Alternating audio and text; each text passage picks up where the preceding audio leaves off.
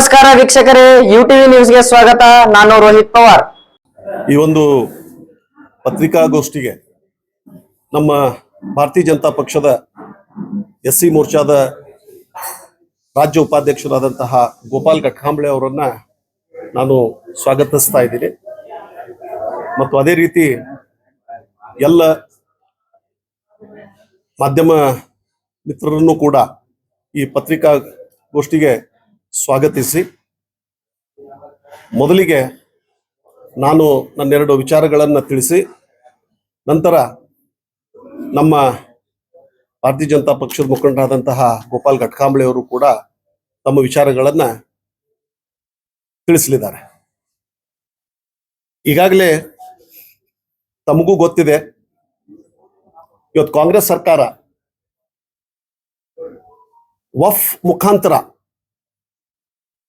ಅನೇಕ ಈ ಒಂದು ರೈತರ ಜಮೀನುಗಳನ್ನ, ಮಠಮಾನ್ಯಗಳನ್ನ, ಮಠದ ಜಾಗಗಳನ್ನ ಕಿತ್ಕೊಳ್ಳಿಕ್ಕೆ ಈ ವಫ್ ಮೂಲಕ ಒಂದು ಪ್ರಯತ್ನವನ್ನ ಮಾಡ್ತಾ ಇದೆ. ಇದನ್ನ ಈಗಾಗಲೇ ಸನ್ಮಾನ್ಯ ನಮ್ಮ ಪ್ರಧಾನಮಂತ್ರಿಗಳಾದಂತಹ ನರೇಂದ್ರ ಮೋದಿಜಿ ಅವರು ಕೇಂದ್ರದೊಳಗ ಈ ವಫ್ ಕಾಯ್ದೆಗೆ ಒಂದು ತಿದ್ದುಪಡಿಯನ್ನು ತಂದು ರೈತರಿಗೆ, ಮಠಮಾನ್ಯಗಳಿಗೆ ಮತ್ತು ಯಾರ್ಯಾರು ತಮ್ಮ ಜಮೀನುಗಳನ್ನು, ಆಸ್ತಿಗಳನ್ನು ಕಳೆದುಕೊಳ್ತಾ ಇದ್ದಾರೆ, ಇರ್ರೆಸ್ಪೆಕ್ಟಿವ್ ಆಫ್ ಎನಿ ರಿಲಿಜನ್, ಎಲ್ರಿಗೂ ಒಂದು ನ್ಯಾಯವನ್ನು ಒದಗಿಸಿಕೊಡ್ಬೇಕು ಅಂತ ಹೇಳಿ ಜಗದಂಬಿಕಾ ಪಾಲ್ ಅವರ ನೇತೃತ್ವದೊಳಗ ಒಂದು ಕಮಿಟಿಯನ್ನು ಕೂಡ ರಚನೆ ಮಾಡಿ, ಆ ಒಂದು ಕಮಿಟಿಯ ಒಂದು ವರದಿಯನ್ನು ಕೂಡ ತೆಗೆದುಕೊಂಡು ನ್ಯಾಯವನ್ನು ಕೊಡ್ಬೇಕಂತ ಹೇಳಿ ಈಗಾಗಲೇ ನರೇಂದ್ರ ಮೋದಿಜಿ ಅವರು ನಿರ್ಧಾರ ಮಾಡಿದ್ದಂಥದ್ದು. ಆ ಒಂದು ಮೋದಿಜಿಯವರ ಒಂದು ಸೂಚನೆಯ ಮೇರೆಗೆ ನಮ್ಮ ರಾಜ್ಯದ ಭಾರತೀಯ ಜನತಾ ಪಕ್ಷದ ರಾಜ್ಯಾಧ್ಯಕ್ಷರಾದಂತಹ ವಿಜೇಂದ್ರ ಅವರು ಈ ಒಂದು ವಫ್ ಹೋರಾಟವನ್ನ ಕೈಗೆತ್ತಿಕೊಂಡು 3 ತಂಡಗಳನ್ನ ರಚನೆ ಮಾಡಿ ಇಲ್ಲಿ ವರದಿಯನ್ನು ಸಲ್ಲಿಸುವಂತೆ ಸೂಚನೆ ನೀಡಿದ್ರು. ಅದರಂತೆ ಈಗಾಗಲೇ ತಮಗೆ ಗೊತ್ತಿದೆ, ಗೋವಿಂದ ಕಾರಜೋಳ ಸಾಹೇಬರ ಒಂದು ನೇತೃತ್ವದೊಳಗೆ ಬಿಜಾಪುರದೊಳಗೆ ಯಾವ್ಯಾವ ಆಸ್ತಿಗಳನ್ನ ವಫ್ ಅಂಡರ್ದೊಳಗೆ ತೆಗೆದುಕೊಳ್ಳಿಕ್ಕೆ ಪ್ರಯತ್ನ ಆಗಿದೆ ಅನ್ನತಕ್ಕಂಥದ್ದನ್ನು ಕೂಡ ವಿಸ್ತಾರವಾಗಿ ಹೇಳಿದ್ರು. ಇದೊಂದು ಭಾರತೀಯ ಜನತಾ ಪಕ್ಷದ ಅಡಿಯಲ್ಲಿ ನಡೀತಕ್ಕಂತಹ ಒಂದು ಹೋರಾಟ. ಆದ್ರೆ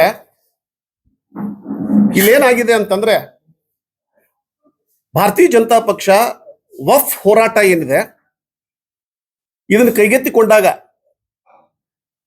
ನಮ್ಮ ನಗರ ಶಾಸಕರಾದಂತಹ ಬಸನಗೌಡ ಪಾಟೀಲ್ ಯತ್ನಾಳ್ ಅವರು ತಮ್ಮದೇ ಆದಂತಹ ಒಂದು ಗುಂಪನ್ನ ರಚನೆ ಮಾಡಿಕೊಂಡು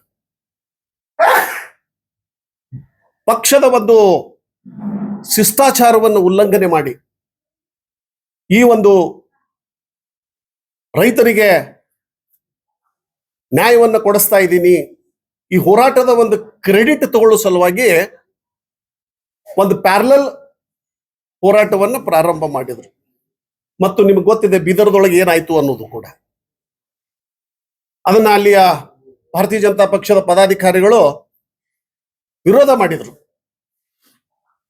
ಹಾಗಿದ್ದಾಗ್ಯೂ ಕೂಡ ಇಲ್ಲಿ ಏನಾಗ್ಬಿಡ್ತು ಅಂತಂದ್ರೆ, ಈ ಒಂದು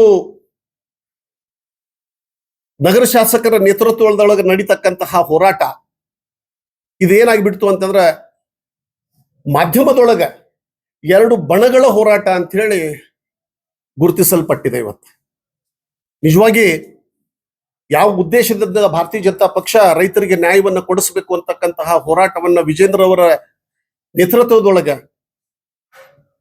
ಮತ್ತು ಸನ್ಮಾನ್ಯ BS ಯಡಿಯೂರಪ್ಪನವರ ಮಾರ್ಗದರ್ಶನದೊಳಗೆ ರೂಪಿತಗೊಂಡಿತ್ತು, ಇದನ್ನ ಈ ಹೋರಾಟವನ್ನ ರಾಜಕೀಯಕರಣ ಮಾಡಿ ಇವತ್ತ ಮಾಧ್ಯಮದೊಳಗ ಏನಾಗ್ತಾ ಇದೆ ಅಂತಂದ್ರೆ, ವಫ್ ಹೆಸರಿನ ಮೇಲೆ ಹೋರಾಟ ಅಂತ ಹೇಳಿ ಕಾಂಗ್ರೆಸ್ಸಿನ ನಾಯಕರನ್ನ ಅಥವಾ ಇದಕ್ಕೆ ಯಾರು ಕಾರಣೀಭೂತರಾಗಿದ್ದಾರೆ ಅವರನ್ನ ದೂಷಿಸುವುದರ ಬದಲಾಗಿ ಇವರು ಕೇವಲ BS ಯಡಿಯೂರಪ್ಪನವರನ್ನ ಮತ್ತು ವಿಜೇಂದ್ರ ಅವರನ್ನ ಮತ್ತು ಯಾರು ಅವರಿಗೆ ವಿರೋಧವಾಗಿ ಮಾತನಾಡ್ತಾರೆ ಅಂತ ಹೇಳಿ ಅವ್ರಿಗೆ ಅನಿಸ್ತದ, ಅವರು ಒಳ್ಳೆಯ ಒಂದು ಉದ್ದೇಶದಿಂದಾಗಿ ಹೇಳಿದ್ರು ಕೂಡ, ಈಗ ಮೊನ್ನೆ ಸದಾನಂದ ಗೌಡ್ರಿಗೆ ಅವರೆಲ್ಲರಿಗೆ ಒಂದು ಮನಸ್ಸಿಗೆ ಬಂದಂಗ ಮಾತನಾಡ್ತಕ್ಕಂಥದ್ದನ್ನು ನಾವು ನೋಡ್ತಾ ಇದ್ದೇವೆ. ಸೊ ಹೀಗಾಗಿ ಈ ಒಂದು ಹೋರಾಟ ಅವ್ರದ್ದು ರೈತರಿಗೆ ನ್ಯಾಯ ಕೊಡುವುದರ ಬದಲಾಗಿ ಅದೊಂದು ನಮ್ಮ ಭಾರತೀಯ ಜನತಾ ಪಕ್ಷದ ನಾಯಕರ ವಿರುದ್ಧವೇ ಒಂದು ಹೋರಾಟ ಆಗಿಬಿಟ್ಟದ. ಮನಸ್ಸಿಗೆ ಬಂದಂಗ ಅವರು ಭ್ರಷ್ಟಾಚಾರದ ಬಗ್ಗೆ ಮಾತಾಡೋದು, ಯಡಿಯೂರಪ್ಪನವ್ರ ಬಗ್ಗೆ ಭ್ರಷ್ಟಾಚಾರ, ಆಡಳಿತ ಅಂತ ಹೇಳೋದು, ಈ ರೀತಿಯಾಗಿ ಈ ಒಂದು ವಿಜೇಂದ್ರ ಅವರನ್ನ ರಾಜ್ಯಾಧ್ಯಕ್ಷ ಅಂತ ಹೇಳಿ ಒಪ್ಕೊಳ್ಳೋದಿಲ್ಲ ಅಂತಕ್ಕಂಥದ್ದು. ಹಾಗಿದ್ರೆ ಪಕ್ಷ ನೀವು ಭಾರತೀಯ ಜನತಾ ಪಕ್ಷದಿಂದನೇ ಚುನಾಯಿತಗೊಂಡಿದ್ದವರು ಅದಿರಿ. ಸೊ ಹೀಗಾಗಿ ಈ ರೀತಿಯಾದಂತಹ ಅಂದ್ರೆ ವಿಜೇಂದ್ರ ಅವ್ರ ಬಗ್ಗೆ ಅವರು ಇನ್ನೂ ವಯಸ್ಸಿನಲ್ಲಿ ಚಿಕ್ಕವರು ಅಂತ ಹೇಳಿ ಅದೊಂದು ಬಿಂಬಿಸ್ಲಿಕ್ಕೆ ಹತ್ತಿದ್ದಾರೆ. ಅವ್ರಿಗೆ 50 ವರ್ಷ ಇದೆ ಮತ್ತು ಒಂದು ರಾಜಕೀಯ ಕುಟುಂಬದೊಳಗೆ ಬೆಳೆದಂಥವ್ರು. ಅಷ್ಟೇ ಅಲ್ಲದ ನಮ್ಮ ಯುವ ಮೋರ್ಚಾದ ರಾಜ್ಯ ಪ್ರಧಾನ ಕಾರ್ಯದರ್ಶಿಯಾಗಿ ಕೆಲಸವನ್ನು ಮಾಡಿದಂಥವ್ರು, ಸಂಘಟನೆ ಮಾಡಿದಂಥವ್ರು ಮತ್ತು ರಾಜ್ಯ ಭಾರತೀಯ ಜನತಾ ಪಕ್ಷದ ಉಪಾಧ್ಯಕ್ಷರಾಗಿ ಕೂಡ ಸೇವೆ ಸಲ್ಲಿಸಿದ್ದಾರೆ, ಸಂಘಟನೆ ಮಾಡಿದ್ದಾರೆ, ಈಗ ಅಧ್ಯಕ್ಷರಾಗಿದ್ದಾರೆ. ಇದರಲ್ಲಿ ಮೋದಿಜಿಯವರಾಗ್ಲಿ ನಮ್ಮ ಅಮಿತ್ ಶಾಜಿ ಅವರಾಗ್ಲಿ ಕುಟುಂಬ ರಾಜಕಾರಣ ಅಂದ್ರೆ ಏನು ಅನ್ನೋದನ್ನು ಸ್ಪಷ್ಟೀಕರಣ ಕೊಟ್ಟಿದ್ದಾರೆ. ಇವತ್ತು ಅವರು ಕೂಡ ಇವತ್ತು ಹೇಳ್ಬೇಕು, ಕುಟುಂಬ ರಾಜಕಾರಣ ಅಂತ ಹೇಳಿ ಈ ಕಡೆ ನೀವು ಸನ್ಮಾನ್ಯ BS ಯಡಿಯೂರಪ್ಪನವರಿಗೆ ಟೀಕೆ ಮಾಡ್ತೀರಿ, ಒಂದ್ ಕಡೆ ಉಪಚುನಾವಣೆ ಒಳಗೆ ಬೊಮ್ಮಾಯಿಯವರ ಮಗನ ಗೆಲ್ಲಿಸ್ಲಿಕ್ಕೆ ಅಂತ ಹೇಳಿ 7 ದಿನ ಶಿಗ್ಗಾವಿ ಒಳಗ ಇದ್ಕೊಂಡ ಅಲ್ಲಿ ಒಂದು ಬೇರೆ ರೀತಿ ಮಾತನಾಡ್ತೀರಿ. ಅಂದ್ರೆ ಇವರು ತಮ್ಮ ಅನುಕೂಲತೆಯ ಪ್ರಕಾರ ಏನಾಗ್ತಾರೆ, ಬದಲಾವಣೆ ಆಗ್ತಾ ಇರ್ತಾರೆ. ಅದಕ್ಕೆ ಅಂತೀವಿ ಚಮೇಲಿಯನ್ ಅಂತ ಹೇಳಿ ಅನ್ನೋ ಒಂದು ಪ್ರಾಣಿ, ಅದು ಹೆಂಗ್ ಬೇಕು ಹಂಗ ಬಣ್ಣ ಬದಲು ಮಾಡ್ಕೊಡ್ತದ. ಈಗ ಸಂದರ್ಭ ಬಂತು ಅಂತಂದ್ರೆ ಹಿಂದೂ ಅಂತೀರಿ, ಮತ್ತ ಹಿಂದುತ್ವ ಕಡಿಮೆ ಮಾಡ್ತೀರಿ, ಪಂಚಮಸಾಲಿ ಅಂತೀರಿ, ಮತ್ತ ಇದಕ್ಕಿಂತ ಮೊದಲ ಯಾವುದೂ ಇರ್ಲಾರ್ದಾಗ ನಮಾಜನ್ನು ಬೀಳ್ತೀರಿ, ಟೊಪ್ಪಿಗೆನೂ ಹಾಕೊಳ್ತೀರಿ, ಸುರ್ಕಂಬ ಹಂಚ್ತೀರಿ. ಅಂದ್ರೆ you go on keeping changing your colour. ನಿಮ್ಮ ಅನುಕೂಲತೆಯ ಪ್ರಕಾರ ರಾಜಕಾರಣವನ್ನ ಮಾಡತಕ್ಕಂತಹ ವ್ಯಕ್ತಿ ಇವರು. ಸೊ ಹೀಗಾಗಿ ವಿಜೇಂದ್ರ ಅವ್ರಿಗೆ ಟೀಕೆ ಮಾಡ್ತಕ್ಕಂತಹ ಯಾವುದೇ ನೈತಿಕತೆ ನಿಮ್ಮಲ್ಲಿ ಇಲ್ಲ. ಯಾಕಂದ್ರೆ ಉಪಚುನಾವಣೆ ಒಳಗೆ 12 ಕ್ಷೇತ್ರಗಳನ್ನು ಗೆಲ್ಲಿಸಿಕೊಟ್ಟು ಭಾರತೀಯ ಜನತಾ ಪಕ್ಷ ಸರ್ಕಾರ ರಚನೆ ಮಾಡಲಿಕ್ಕೆ ಕಾರಣೀಭೂತರು ಯಾರಾದರೂ ಆಗಿದ್ರೆ ಅದು ಸನ್ಮಾನ್ಯ ವಿಜೇಂದ್ರ ಅವರು ಅಂತ ಹೇಳ್ಬೋದು ನಾವು. ಮತ್ತು ನಿಮ್ಮನ್ನು ಕೂಡ ಇಲ್ಲಿ ಸ್ಟಾರ್ ಪ್ರಚಾರಕರಂತ ಮಾಡಿದ್ರು. ಸುಮಾರು 30 ಕ್ಷೇತ್ರಗಳಿಗೆ ಅಡ್ಡಾಡಿದ್ರಿ, ಒಂದಾದ್ರೂ ಗೆಲ್ಲಿಸ್ಕೊಟ್ರ? ಒಂದು ಕ್ಷೇತ್ರನೂ ಕೂಡ ಗೆದ್ದು ಬರಲಿಲ್ಲ. ನೀವು ಎಲ್ಲೆಲ್ಲಿ ಹೋಗಿದ್ರಿ? ಮತ್ತು ಉಪಚುನಾವಣೆ ಒಳಗ ಶಿಗ್ಗಾವಿ ಒಳಗೆ ಹೋದ್ರಿ, 7 ದಿನ ಅಲ್ಲೇ ಇದ್ಕೊಂಡು ಭರತ್ ಬೊಮ್ಮಾಯಿ ಅವ್ರನ್ನ ಗೆಲ್ಲಿಸ್ತೀನಿ ಅಂತ ಹೇಳಿ ದೊಡ್ಡ ದೊಡ್ಡ ಭಾಷಣ ಮಾಡಿದ್ರಿ. ಅಲ್ಲಿ ಪಂಚಮಸಾಲಿಯರ ಸಂಖ್ಯೆ ಜಾಸ್ತಿ ಅದ, ನಾ ಹೇಳಿದ್ರೆ ಪಂಚಮಸಾಲಿಯರು ವೋಟ್ ಹಾಕ್ತಾರ ಅಂತೇಳಿ ಹೋದ್ರಿ. ಮತ್ತ ಅಲ್ಲಿನೂ ಕೂಡ ಹಿಂದೂ ಮುಸ್ಲಿಂ ಒಂದು ವರ್ಗೀಕರಣ ಆಯ್ತು. ಅಲ್ಲಿ ನೀವು ಕೂಡ ನಿಮ್ ಭಾಷಣದೊಳಗೆ ಏನ್ ಮಾತಾಡಿರಿ, ಎಲ್ಲಾ ಹಿಂದೂಗಳು ಒಗ್ಗಟ್ಟಾಗಬೇಕು. ಮತ್ತೆ ಏನಾಯ್ತು ನಿಮ್ಮ ಹಿಂದುತ್ವ? ಇಲ್ಲೇನಾಯ್ತು ಅಂದ್ರೆ ನಿಮ್ಮ ಬಣ್ಣ ಜನರಿಗೆ ತಿಳಿದದ. ನೀವು ಯಾವುದೇ ಇವಾಗ ಪಂಚಮಸಾಲಿ ಬಗ್ಗೆನೂ ಹೇಳ್ಬೇಕಾದ್ರೆ ಪಂಚಮಸಾಲಿನೂ ಕೂಡ ನೀವು ಯಾವಾಗಂದ್ರೆ ಈ 2A ಹೋರಾಟದೊಳಗೆ ನೀವು ಗುರುತಿಸ್ಕೊಂಡಿರಿ. ಕಳೆದ 30 ವರ್ಷಗಳಿಂದ ನಾ ಸಮಾಜದ ಸಂಘಟನೆ ಒಳಗೆ ತೊಡಗಿಕೊಂಡೋದೀನಿ. ಬಹಳ ನಾನು ಎದೆ ತಟ್ಟು ಹೇಳ್ಬೋದು, ಪಂಚಮಸಾಲಿ ಸಂಘಟನೆ ಒಂದು ದೊಡ್ಡ ಪ್ರಮಾಣದೊಳಗೆ ಬೆಳಿಬೇಕಾದ್ರೆ ನಮ್ಮ ಮುರುಗೇಶಣ್ಣ ನಿರಾಣಿ ಅವರು ಮತ್ತು ಅವರ ಸಹೋದರ ಹನುಮಂತಣ್ಣ ನಿರಾಣಿ ಅವರು ಎಲ್ಲಾ ರೀತಿ ತನು ಮನ ಧನದಿಂದ ಅವರು ಸಹಾಯವನ್ನ ಮಾಡಿದ್ರಿಂದಲೇ ಇವತ್ತು ಸಮಾಜ ಇಷ್ಟೊಂದು ಸಂಘಟಿತವಾಗಿ ಬೆಳೆದು ನಿಂತಿದೆ. ನೀವು ಸಮಾಜಕ್ಕೆ ಏನ್ ಮಾಡಿದಿರಿ? ಯಾವಾಗ ಬಂದಿರಿ ನೀವು? ಯಾವಾಗ ನಿಮಗ ರಾಜಕೀಯ ಅಸ್ಥಿರತೆ ಪ್ರಾರಂಭ ಆಯ್ತು ಆ ಒಂದು ಹೋರಾಟದೊಳಗೆ ಬಂದ್ರಿ. ನೀವು ಬಂದರೂ ಕೂಡ ಏನ್ ಮಾಡಿದಿರಿ? ಇವತ್ತು ಅಂತೀರಿ, ಇವತ್ತ ಲಕ್ಷ್ಮೀ ಹೆಬ್ಬಾಳ್ಕರ್ ಅವರಾಗ್ಲಿ, ಕಾಶಪ್ಪನವರಾಗ್ಲಿ, ಕಾಂಗ್ರೆಸ್ಸಿನ ಕೆಲವೊಂದು ಮುಖಂಡರು ಶಾಸಕರು ಇವತ್ತೇನ ಅವ್ರಿಗೆ ಇವತ್ತು ಅಯೋಗ್ಯ ಪಂಚಮಸಾಲಿ ಶಾಸಕರು ಅಂತ ಕರೀತಾ ಇದ್ದೀರಿ. ಮತ್ತೆ ಇದೇ ಅಯೋಗ್ಯ ಶಾಸಕರ ಜೊತೆಗೆ ಸೇರ್ಕೊಂಡ ಭಾರತೀಯ ಜನತಾ ಪಕ್ಷ ಸರ್ಕಾರ ಉರುಳಲಿಕ್ಕೆ ಕಾರಣೀಭೂತರಾದವ್ರು ನೀವೇ ಅಲ್ಲ. ಅಂದಾಗ ಈ ಒಂದು ಏನು ಸಮಾಜದ ಸಲುವಾಗಿ ಮೊದಲಿಂದ ತೊಡಗಿಸಿಕೊಂಡವರು ಮುರುಗೇಶಣ್ಣ ನಿರಾಣಿಯವರು. ಮತ್ತಷ್ಟೇ ಅಲ್ಲ, ನಿಮಗ ರಾಜಕೀಯವಾಗಿ ಪುನರ್ಜನ್ಮ ನೀಡಿದವರು ಕೂಡ ಮುರುಗೇಶ್ ನಿರಾಣಿಯವರನ್ನ ನೆನಪಿಸ್ಕೊಳ್ಬೇಕು. ಇವತ್ತೇನಂತೀರಿ? ಅಲ್ಲಿ ಮುರುಗೇಶ್ ನಿರಾಣಿ ಖಾಲಿ ಅದಾರ, ಅವನೊಬ್ಬರನ್ನ ತಗೊಳ್ರಿ. ಹರಿಹರ ಸ್ವಾಮಿ ಖಾಲಿ ಅದಾರ, ಅವ್ರನ್ನೊಬ್ಬರನ್ನ ತಗೊಳ್ರಿ. ಎಷ್ಟು ಹಗುರವಾಗಿ ನೀವು ಮಾತನಾಡತಕ್ಕಂಥದ್ದು. ಇವತ್ತೇನಾಗಿದೆ ಅಂತಂದ್ರೆ ಈ ರೀತಿಯ ಮಾತುಗಳ ಅದಕ್ಕೆ ಸದಾನಂದ ಗೌಡರು ನಮ್ಮ ಮಾಜಿ ಮುಖ್ಯಮಂತ್ರಿಗಳು ಎಲ್ಲರಿಗೂ ರೋಷಿ ಹೋಗಿಬಿಟ್ಟದ. ಇವತ್ತು ಅವರು ಇದನ್ನ ತಡಿಕೊಳ್ಳಾರ್ದನ ಹೇಳಿಬಿಟ್ರು. ಬೀದಿಗಳೊಳಗೆ ನೀವು ಒದರ್ತಾ ಹೋಗ್ಬೇಡ್ರಿ, ಅಲ್ಲಿ ಡೆಲ್ಲಿಗೆ ಹೋಗಿ ನಿಮ್ಮ ಸಮಸ್ಯೆಗಳನ್ನ ಬಗೆಹರಿಸಿಕೊಳ್ರಿ ಅಂತ ಹೇಳಿ ಹೇಳಿದಾಗ ಅವ್ರಿಗೆ ಏನಂತಂದ್ರಿ, ನಿಮ್ಮ ಬಣ್ಣ ಬಯಲು ಮಾಡ್ತೀನಿ ಅಂತ ಹೇಳಿ ಅವ್ರಿಗೂ ಕೂಡ ಬ್ಲ್ಯಾಕ್ ಮೇಲ್ ಮಾಡ್ತೀನಿ.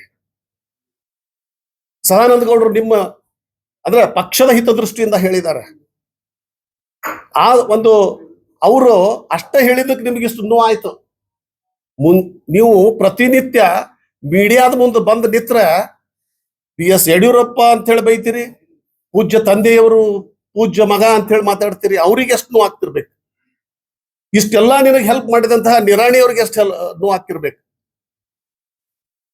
ಇದನ್ನ ನಾವು ಇವತ್ತೇನಾಗಿದೆ ಅಂದ್ರೆ ಬಿಜಾಪುರದೊಳಗೆ ಈಗ ಪಕ್ಷದ ಕಾರ್ಯಕರ್ತರಿಗೆ ನಿರಾಶೆ ಆಗ್ಬಿಟ್ಟಿದೆ. ಏನ್ ಮಾಡ್ಬೇಕು ನಾವು ಅನ್ನೋದು ಗೊಂದಲದೊಳಗದಾರ. ಇವತ್ತ ಈ ಪಂಚಮಸಾಲಿ ಅಂತಕ್ಕಂಥ ಹೆಸರಿನ ಮೇಲೆ ಹೈಕಮಾಂಡ್ ಅನ್ನು ಕೂಡ ನೀವು ಬ್ಲಾಕ್ ಮೇಲ್ ಮಾಡ್ತಾ ಇದ್ದೀರಿ. ಅದಕ್ಕೆ ಕಾರ್ಯಕರ್ತರು ಇಲ್ಲಿ ಉತ್ಸಾಹವನ್ನ ಕಳ್ಕೊಂಡು ಬಿಟ್ಟಿದ್ದಾರೆ. ಅದಕ್ಕೆ ನಮ್ಮ ಪಕ್ಷದ ಮುಖಂಡರಲ್ಲಿ ನಾವು ಮನವಿ ಮಾಡ್ಕೊಳ್ತೀವಿ, ಇಂತಹ ಒಬ್ಬ ಚಮೇಲಿಯನ್ ನಾಯಕ ಬೇಕಾಗ್ತಾನ. ದಯವಿಟ್ಟು ಇದ್ರ ಮೇಲೆ ಒಂದು ಶಿಸ್ತು ಕ್ರಮವನ್ನ ಕೈಗೊಳ್ಳಬೇಕು. ಮತ್ತು ಇವರೊಬ್ಬ ಒಂದು ರೀತಿ ಒಂದು ಕಾಂಗ್ರೆಸ್ ಏಜೆಂಟ್ ಆಗಿ ಕೆಲಸ ಮಾಡ್ತಾ ಇದ್ದಾರೆ. ಇವತ್ತು 2023 ಚುನಾವಣೆಯೊಳಗೆ ನಾವು ಸೋಲ್ಬೇಕಾದ್ರೆ ಇವರು ಹರಕ ಬಾಯಿ ಯಾವ ರೀತಿಯಾಗಿ ನಮ್ಮ ನಾಯಕರನ್ನೇ ತೆಗಳ್ತಾ ಹೋದ, ಅದೇ ಒಂದು ನಮಗೆ ಸೋಲಿಗೆ ಕಾರಣವಾಗಿದೆ. ಇಂಥವ್ರ ವಿರುದ್ಧ ಶಿಸ್ತು ಕ್ರಮವನ್ನ ತೆಗೆದುಕೊಳ್ಬೇಕು. ಮತ್ತು ಈ ಒಂದು ನಮ್ಮ ಭಾರತೀಯ ಜನತಾ ಪಕ್ಷದ ಒಂದು ಕಾರ್ಯಕರ್ತರ ಭಾವನೆಗಳನ್ನ ಅರ್ಥವನ್ನು ಮಾಡಿಕೊಂಡು ಪಕ್ಷ ಸಂಘಟನೆ ಮತ್ತೊಮ್ಮೆ ಚುರುಕುಗೊಳಿಸಬೇಕು ಅಂತ ಹೇಳಿ ನಾವು ಈ ಒಂದು ಪತ್ರಿಕಾಗೋಷ್ಠಿ ಮೂಲಕ ನಮ್ಮ ಹಿರಿಯರಲ್ಲಿ ನಾನು ಕೇಳಿಕೊಳ್ತಾ ಇದ್ದೇನೆ. ವಿಷಯ ಅಂತಂದ್ರೆ, ಇವನು ಭಾಷಣ ಮಾಡ್ಬೇಕಾದ್ರೆ ಮುಸ್ಲಿಮರನ್ನು ಬೈಯುವುದನ್ನು ಬಿಟ್ರೆ, BSYರನ್ನು ಬೈದು ಬಿಟ್ರೆ ಭಾಷಣದೊಳಗೆ ಏನೂ ಇರುವುದೇ ಇಲ್ಲ. ಒಂದು ನಾನು ಸಂದರ್ಭವನ್ನು ಹೇಳಿಕ್ ಬಯಸ್ತಾ ಇದ್ದೀನಿ. ಇದೇ ಸಿದ್ದೇಶ್ವರ ಗುಡಿ ಮುಂದೆ ಒಂದು ಭಾಷಣ ಮಾಡಿದವರು. ಏನಂತ, ಮುಸಲ್ಮಾನರು ಬಬಲೇಶ್ವರ್ ನಾಕಾದೊಳಗೆ ಆದಿಲ್ ಶಾಹಿ ಸರ್ಕಲ್ ಮಾಡ್ತೀನಿ ಅಂತ ಹೇಳಿ ಜಿಗಿದಾಡ್ತಾ ಇದ್ದಾರೆ. ಅವ್ರು ಹೇಗೆ ಮಾಡ್ತಾರೆ ನಾನು ನೋಡ್ಕೊಂತೀನಿ ಅಂತ ಹೇಳಿ ನೀ ಹೇಳಿಕೆ ಕೊಟ್ಟ ಒಂದು ದಿನದೊಳಗನೆ ಆ ಸರ್ಕಲ್ ಪರ್ಮಿಷನ್ ತಗೊಂಡು ಬಂದ, ರಾಜ್ಯದ ಅನುಮತಿಯನ್ನು ಪಡ್ಕೊಂಡ, ಗೆಜೆಟ್ ಮಾಡ್ಕೊಂಡ, DC ಅವರಿಂದ ಇವತ್ತ ಇಬ್ರಾಹಿಂ ಆದಿಲ್ ಶಾ ಸರ್ಕಲ್ ಉದ್ಘಾಟನೆ ಆಗಿದೆ. ಏನ್ ಮಾಡಿದ್ರಿ ನೀವು? ಬರೇ ಭಾಷಣ ಮಾಡಿ ಹೋಗಿಬಿಡುವುದು ಅಷ್ಟನ? ಅದನ್ನ ತಡಿಲಿಕ್ಕೆ ಏನ್ ಮಾಡಿದ್ರಿ ಹಂಗಿದ್ರೆ? ಮತ್ತೆ ಯಾಕೆ ಜನರನ್ನ ಅನಾವಶ್ಯಕರವಾಗಿ ಈ ಒಂದು ಪ್ರಚೋದನೆ ಮಾಡಲಿಕ್ಕೆ ಪ್ರಯತ್ನವನ್ನ ನೀವು ಮಾಡ್ತಾ ಇದ್ದೀರಿ. ಮತ್ತು ನಿಮ್ಮ ಒಂದು ಲೀಡರ್ಶಿಪ್ ಏನೈತಿ ಅನ್ನೋದು ಇಲ್ಲಿ ಅವ್ರಿಗೆಲ್ಲರಿಗೂ ಗೊತ್ತದ. ಮೊನ್ನೆ ಇದೇ ನಿಮ್ಮ ಒಂದು ಕಟೌಟ್ ಹರಿದು ಹಾಕಿದ್ರು. ಹರಿದು ಹಾಕಿದಾಗ ಪೊಲೀಸರು ಅವ್ರನ್ನ ಅರೆಸ್ಟ್ ಮಾಡಿದ್ರು. ಯಾರು ನಿಮ್ಮ ಪರವಾಗಿ ನಿಂತು ಪ್ರತಿಭಟನೆ ಮಾಡಿದ್ರು ಅನ್ನೋದನ್ನ ಹೇಳ್ರಿ. ಅಂದ್ರೆ ನಿಮ್ಮ ಒಂದು ಕಾರ್ಯ ಭಾಷಣಕ್ಕೆ ಮಾತ್ರ ಸೀಮಿತವಾಗಿದೆ. ಸೊ ಹೀಗಾಗಿ ಇವತ್ತ ನೀವು ಯಾವ ಮಟ್ಟಕ್ಕೆ ಹೋಗಿರಿ ಅಂತಂದ್ರೆ ಹೈ ಕಮಾಂಡಕ್ಕೂ ಕೂಡ ಚಾಲೆಂಜ್ ಮಾಡ್ತೀರಿ. ಇವತ್ತು ರಾಷ್ಟ್ರೀಯ ಅಧ್ಯಕ್ಷರಿಗೂ ಕೂಡ ನೀವು ಅಸಭ್ಯವಾಗಿ ಮಾತನಾಡಿದ್ರಿ. ಆಕ್ಷನ್ ಹೆಂಗ್ ತಗೊಳ್ತಾರ, ಐ ಡೋಂಟ್ ಕೇರ್ ಅಂತ ಹೇಳಿ ಚಾಲೆಂಜ್ ಮಾಡ್ತೀರಿ. ಅಂದ್ರೆ ಈ ಒಂದು ಏನು ನೀವು ಒಬ್ಬ ಕಾಂಗ್ರೆಸ್ಸಿನ ಏಜೆಂಟ್ರಾಗಿ ನಮ್ಮ ಪಕ್ಷವನ್ನ ದುರ್ಬಲಗೊಳಿಸ್ತಾ ಇದ್ದೀರಿ ಅಂತ ಹೇಳಿ ನಾನು ಖಡಾಖಂಡಿತವಾಗಿ ಹೇಳಲಿಕ್ಕೆ ಬಯಸ್ತಾ ಇದ್ದೀನಿ. ಮತ್ತು ನನಗೆ ಡೆಲ್ಲಿಯಿಂದ ಕರೆ ಬಂದಿತ್ತು ಅಂತನೂ ಕೂಡ ಹೇಳಿದ್ರಿ. ನಿಮ್ಮನ್ನು ಯಾರೂ ಕರೆದಿಲ್ಲ, ಮತ್ತ ನಾ ಯಾವುದೇ ಹುದ್ದೆ ನಿರೀಕ್ಷೆ ಮಾಡಂಗಿಲ್ಲ ಅಂತ ಹೇಳ್ತೀರಿ. ನಿಮಗೆಲ್ಲಾ ಆಶೆಗಳದಾವ. ಯಡಿಯೂರಪ್ಪರನ್ನ ಹೊಗಳ್ತಾ ಇರುವ ಸಂದರ್ಭದೊಳಗ ಏನ್ ಮಾಡಿದಿರಿ? ನಮ್ಮ ರಾಷ್ಟ್ರೀಯ ನಾಯಕರಾದಂತಹ ನಮ್ಮ ಕೇಂದ್ರ ಮಂತ್ರಿಗಳಾದಂತಹ ಪ್ರಹ್ಲಾದ್ ಜೋಶಿ ಅವ್ರಿಗೆ ಬೈದಿರಿ, ಆಮೇಲೆ BL ಸಂತೋಷ್ ಅವ್ರಿಗೆ ಬೈದಿರಿ, ಮೋದಿ ಅವ್ರಿಗೂ ಕೂಡ ನೀವು ಬೈದಿದ್ದು ರೆಕಾರ್ಡ್ ಇದಾವ. ಮತ್ತೆ ಇದು ಯಾರು ಉಳಿದ್ರಿ ಇದು? ಮತ್ ಇನ್ನೊಂದು ಪಾಯಿಂಟ್ ನಾ ಹೇಳಲಿಕ್ಕೆ ಬಯಸ್ತಾ ಇದ್ದೀನಿ ಈ ಸಂದರ್ಭದೊಳಗೆ. ಅಡ್ಜಸ್ಟ್ಮೆಂಟ್ ರಾಜಕಾರಣ ಅಂತ ಮಾತಾಡ್ತೀವಿ. ನಿನ್ನ ಅಡ್ಜಸ್ಟ್ಮೆಂಟ್, ಯಾಕಂದ್ರೆ ನಾನ ನಿಮ್ ಜೊತೆಗೆ ಯಾವಾಗಿನಿಂದ ಅದೀನಿ ಅನ್ನೋದು ನಿಮಗೂ ಗೊತ್ತದ. BL ನಮ್ಮ ಪಾಟೀಲ್ ಅವರು ಕುದುರೆ ಸಾಲೋಟಿಗೆ MP ಎಲೆಕ್ಷನ್ ನಿಂತಿದ್ರು. ಅವ್ರ ವಿರುದ್ಧ ಯಾರು ನಿಂತಿದ್ರು? ಕಾಂಗ್ರೆಸ್ನಿಂದ MB ಪಾಟೀಲ್ ನಿಂತಿದ್ರು. ಅವಾಗ ನೀವು ಏನ್ ಮಾಡಿದ್ರಿ? BL ಪಾಟೀಲ್ರನ್ನ ನಮ್ಮ ಸಂಘದ ವತಿಯಿಂದ ಭಾರತೀಯ ಜನತಾ ಪಕ್ಷ ಟಿಕೆಟ್ ಮೇಲೆ ನಿಂದ್ರಿಸಲಾಗಿತ್ತು. ಅವಾಗ ಏನ್ ಮಾಡಿದ್ರಿ ನೀವು? BL ಪಾಟೀಲ್ರು ಸೋಲು ಒಂದು ಹೊಂದಾಣಿಕೆ ರಾಜಕಾರಣ ಮಾಡ್ಕೊಳ್ಳಿಲ್ವಾ? ಯಾರ್ಯಾರಿಗೆ ನೀವು ಅವರ ವಿರುದ್ಧ ವೋಟ್ ಹಾಕ್ರಿ ಅಂತ ಅಂದಿರಿ ಅನ್ನೋದು ನನಗೆ ಗೊತ್ತಿಲ್ಲ. ನಾನು ನಿಮ್ ಜೊತೆ ಇದ್ದವನದೀನಿ. ಸೊ ಹೀಗಾಗಿ ನೀವು ಮಾತನಾಡ್ಬೇಕಾದ್ರೆ ನೀವು ಒಂದು ಗ್ಲಾಸ್ ಹೌಸ್ನೊಳಗೆ ನೀವು ಕೂತಿರಿ, ಆದ್ರೆ ಮತ್ತೊಬ್ಬರಿಗೆ ಕಲ್ಲು ಒಗಿಲಿಕ್ಕೆ ನೋಡ್ತೀರಿ.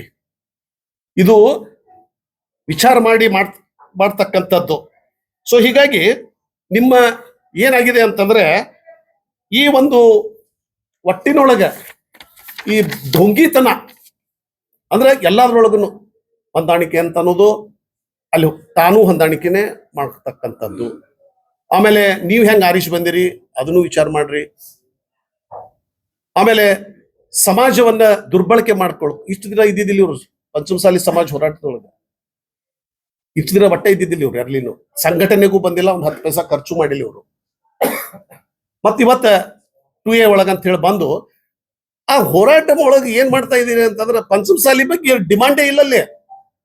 ಎಲ್ಲಾರ ಬಗ್ಗೆನೂ ಅಂತ ಹೇಳ್ಕೊತು. ಯಾರು ಹೋರಾಟ ಮಾಡ್ಲಾರ್ದವ್ರು ಕೂಡ 2D 2C ಒಳಗೆ ಬಂದ್ಬಿಟ್ರು. ನಾವು ಇಟ್ಟೆಲ್ಲ ಮಾಡಿ 2A ತಗೊಳಕ್ ಆಗೋಲ್ದ, ನಿನ್ನಿಂದನ ಆಗೋಲ್ದ ನಮಗ. ಮತ್ತಿವತ್ತ ಕಾಶ್ಯಪ್ನವ್ರಿಗೆ ಬೈತಿ, ಲಕ್ಷ್ಮೀ ಹೆಬ್ಬಾಳ್ಕರ್ ಅವ್ರ ಗೌರವದಿಂದ ಮಾತಾಡ್ರಿ. ಅದ ನಿಮಗೆ ಸದಾನಂದ ಗೌಡ್ರು ಮಾತಾಡ್ದಾಗ ಬಹಳ ನೋವಾಯ್ತು ನಿನಗೆ. ಅದ ನೀ BS ಯಡಿಯೂರಪ್ಪನವ್ರಿಗೆ, ವಿಜೇಂದ್ರ ಅವ್ರಿಗೆ, ನಿರಾಣಿ ಅವ್ರಿಗೆ ಮಾತಾಡ್ಬೇಕಾದ್ರ ಅವ್ರಿಗೆ ನೋವು ಆಗಂಗಿಲ್ವಾ? ಅಂದ್ರೆ ಈ ಒಂದು ಅಂದ್ರೆ ತನಗೊಂದು ಮತ್ತೊಬ್ಬರಿಗೊಂದು ನ್ಯಾಯ. ಹೀಗೆ ಈ ಒಂದು ನಗರ ಶಾಸಕರಾದಂತಹ ನಮ್ಮ ಇವರು ಇವತ್ತೇನು ಈ ಹೋರಾಟವನ್ನು ಮಾಡ್ತಾ ಇದ್ದಾರೆ, ಒಬ್ಬ ಸಾಮಾನ್ಯ ಪಕ್ಷದ ಕಾರ್ಯಕರ್ತನಾಗಿ ಆ ನೋವನ್ನ ನಾವೆಲ್ಲರೂ ಅನುಭವಿಸಿದೀವಿ. ಅದಕ್ಕೆ ಆ ಕಾರ್ಯಕರ್ತರ ಪರವಾಗಿ ನಾನು ಇವ್ರೇನು ಒಂದು ವಫ್ ಹೋರಾಟವನ್ನು ಮಾಡ್ತಾ ಇದ್ದಾರೆ, ಇದನ್ನು ನಾವು ವಿರೋಧಿಸ್ತೀವಿ. ಒಂದು ವೇಳೆ ಬಿಜಾಪುರದೊಳಗ ನೀವೇನಾದ್ರೂ ಪ್ರವೇಶ ಮಾಡಿದ್ರಿ ಅಂತಂದ್ರೆ ಪಕ್ಷದ ಬ್ಯಾನರ್ದೊಳಗೆ ಬರ್ರಿ, ನಮ್ದೇನು ಅಭ್ಯಂತರ ಇಲ್ಲ. ವಿಜೇಂದ್ರ ಅವರನ್ನ ರಾಜ್ಯಾಧ್ಯಕ್ಷರದಾರ, ಪಕ್ಷ ಅಂತಂದ್ರೆ ವಿಜೇಂದ್ರನ್ನ ನಾವು ಒಪ್ಕೊಳ್ಳೇಬೇಕಾಗ್ತದೆ. ಅವ್ರ ನೇತೃತ್ವದೊಳಗೆ ಬರ್ರಿ, ನಾವು ಕೂಡ ಬೆಂಬಲ ಕೊಡ್ತೀವಿ. ಒಂದು ವೇಳೆ ಒಂದು ಗುಂಪಾಗಿ ಬಂದ್ರಿ ಅಂತಂದ್ರೆ ಇದನ್ನ ನಾವು ವಿರೋಧಿಸ್ತೀವಿ ಮತ್ತು ಕಾರ್ಯಕರ್ತರ ಒಂದು ಹಿತವನ್ನ ಗಮನದಲ್ಲಿಟ್ಟುಕೊಂಡು ಈ ಒಂದು ವಫ್ ಹೋರಾಟ ಏನಾದರೂ ಇದು ಬಿಜಾಪುರ ಪ್ರವೇಶ ಆಯಿತು ಅಂತಂದ್ರೆ ನಾವು ಅದನ್ನ ಕಾರ್ಯಕರ್ತರು ಸೇರ್ಕೊಂಡು ಹಿತೈಷಿಗಳು, ಭಾರತೀಯ ಜನತಾ ಪಕ್ಷದ ಹಿತೈಷಿಗಳು ಸೇರಿ ಅದನ್ನು ವಿರೋಧಿಸ್ತೀವಿ ಅಂತ ಹೇಳಿ ಈ ಸಂದರ್ಭದಲ್ಲಿ ಹೇಳಿಕ್ ಬಯಸ್ತಾ ಇದ್ದೀನಿ. ನಮ್ಮ ಗೋಪಾಲ್ ಅವರು ಒಂದೆರಡು ಮಾತು ಹೇಳ್ತಾರೆ, ಆಮೇಲೆ ನಮ್ಮ ಹಿರಿಯ ಭಾರತೀಯ ಜನತಾ ಪಕ್ಷದ ನಾಯಕರಾದಂಥ ಸುರೇಶ್ ಬಿರಾದಾರ್ ಅವರು ಸಾಕಷ್ಟು ಬಸನಗೌಡ ಪಾಟೀಲ್ ಯತ್ನಾಳ್ ಅವರ ಬಗ್ಗೆ ಆಗಲಿ ನಮ್ಮ ಪಕ್ಷದಲ್ಲಿ ಯಾವ ರೀತಿ ಇರಬೇಕು ಅನ್ನೋದು ವಿಸ್ತಾರವಾಗಿ ತಮ್ಮ ಗಮನಕ್ಕೆ ತಂದಿದ್ದಾರೆ. ಏನು ಜಾಸ್ತಿ ವಿಷಯವನ್ನು ಏನು ಮಾತಾಡೋಕ್ಕೂ ಹೋಗೋದಿಲ್ಲ. ಯಾಕಂತಂದ್ರೆ ನಾನು ಏನು ಮಾತಾಡಬೇಕಾಗಿತ್ತೋ ಎಲ್ಲ ವಿಷಯವನ್ನು ಸರ್ ಮಾತಾಡಿದ್ದಾರೆ. ಒಟ್ಟಾಗಿ ನಮ್ಮ ಜಿಲ್ಲೆಯ ಭಾರತೀಯ ಜನತಾ ಪಕ್ಷದ ಪದಾಧಿಕಾರಿಗಳು ಹಾಗೂ ಕಾರ್ಯಕರ್ತರ ಏನು ಮನಸ್ಸಿನಲ್ಲಿದೆಯೋ ಅದನ್ನು ನಾವು ನೇರವಾಗಿ ತಮ್ಮ ಮುಂದೆ ಹೇಳಿಕೆ ಇಷ್ಟಪಡ್ತೇವೆ. ಏನು ಬೀದರ್ದಿಂದ ಚಾಮರಾಜವರೆಗೆ ಪಕ್ಷದ ಬ್ಯಾನರ್ಮಾಗಿ ಮತ್ತು ಪಕ್ಷದ ಅಧ್ಯಕ್ಷರ ಆದೇಶದ ಮೇರೆಗೆ ಮಾಡಿದರೆ ನಾವೆಲ್ಲರೂ ಅವರಿಗೆ ಸ್ವಾಗತ ಬಯಸ್ತಿದ್ವಿ, ಅವ್ರ ಜೊತೆ ಕೂಡ ನಾವು ಇರ್ತಿದ್ವಿ.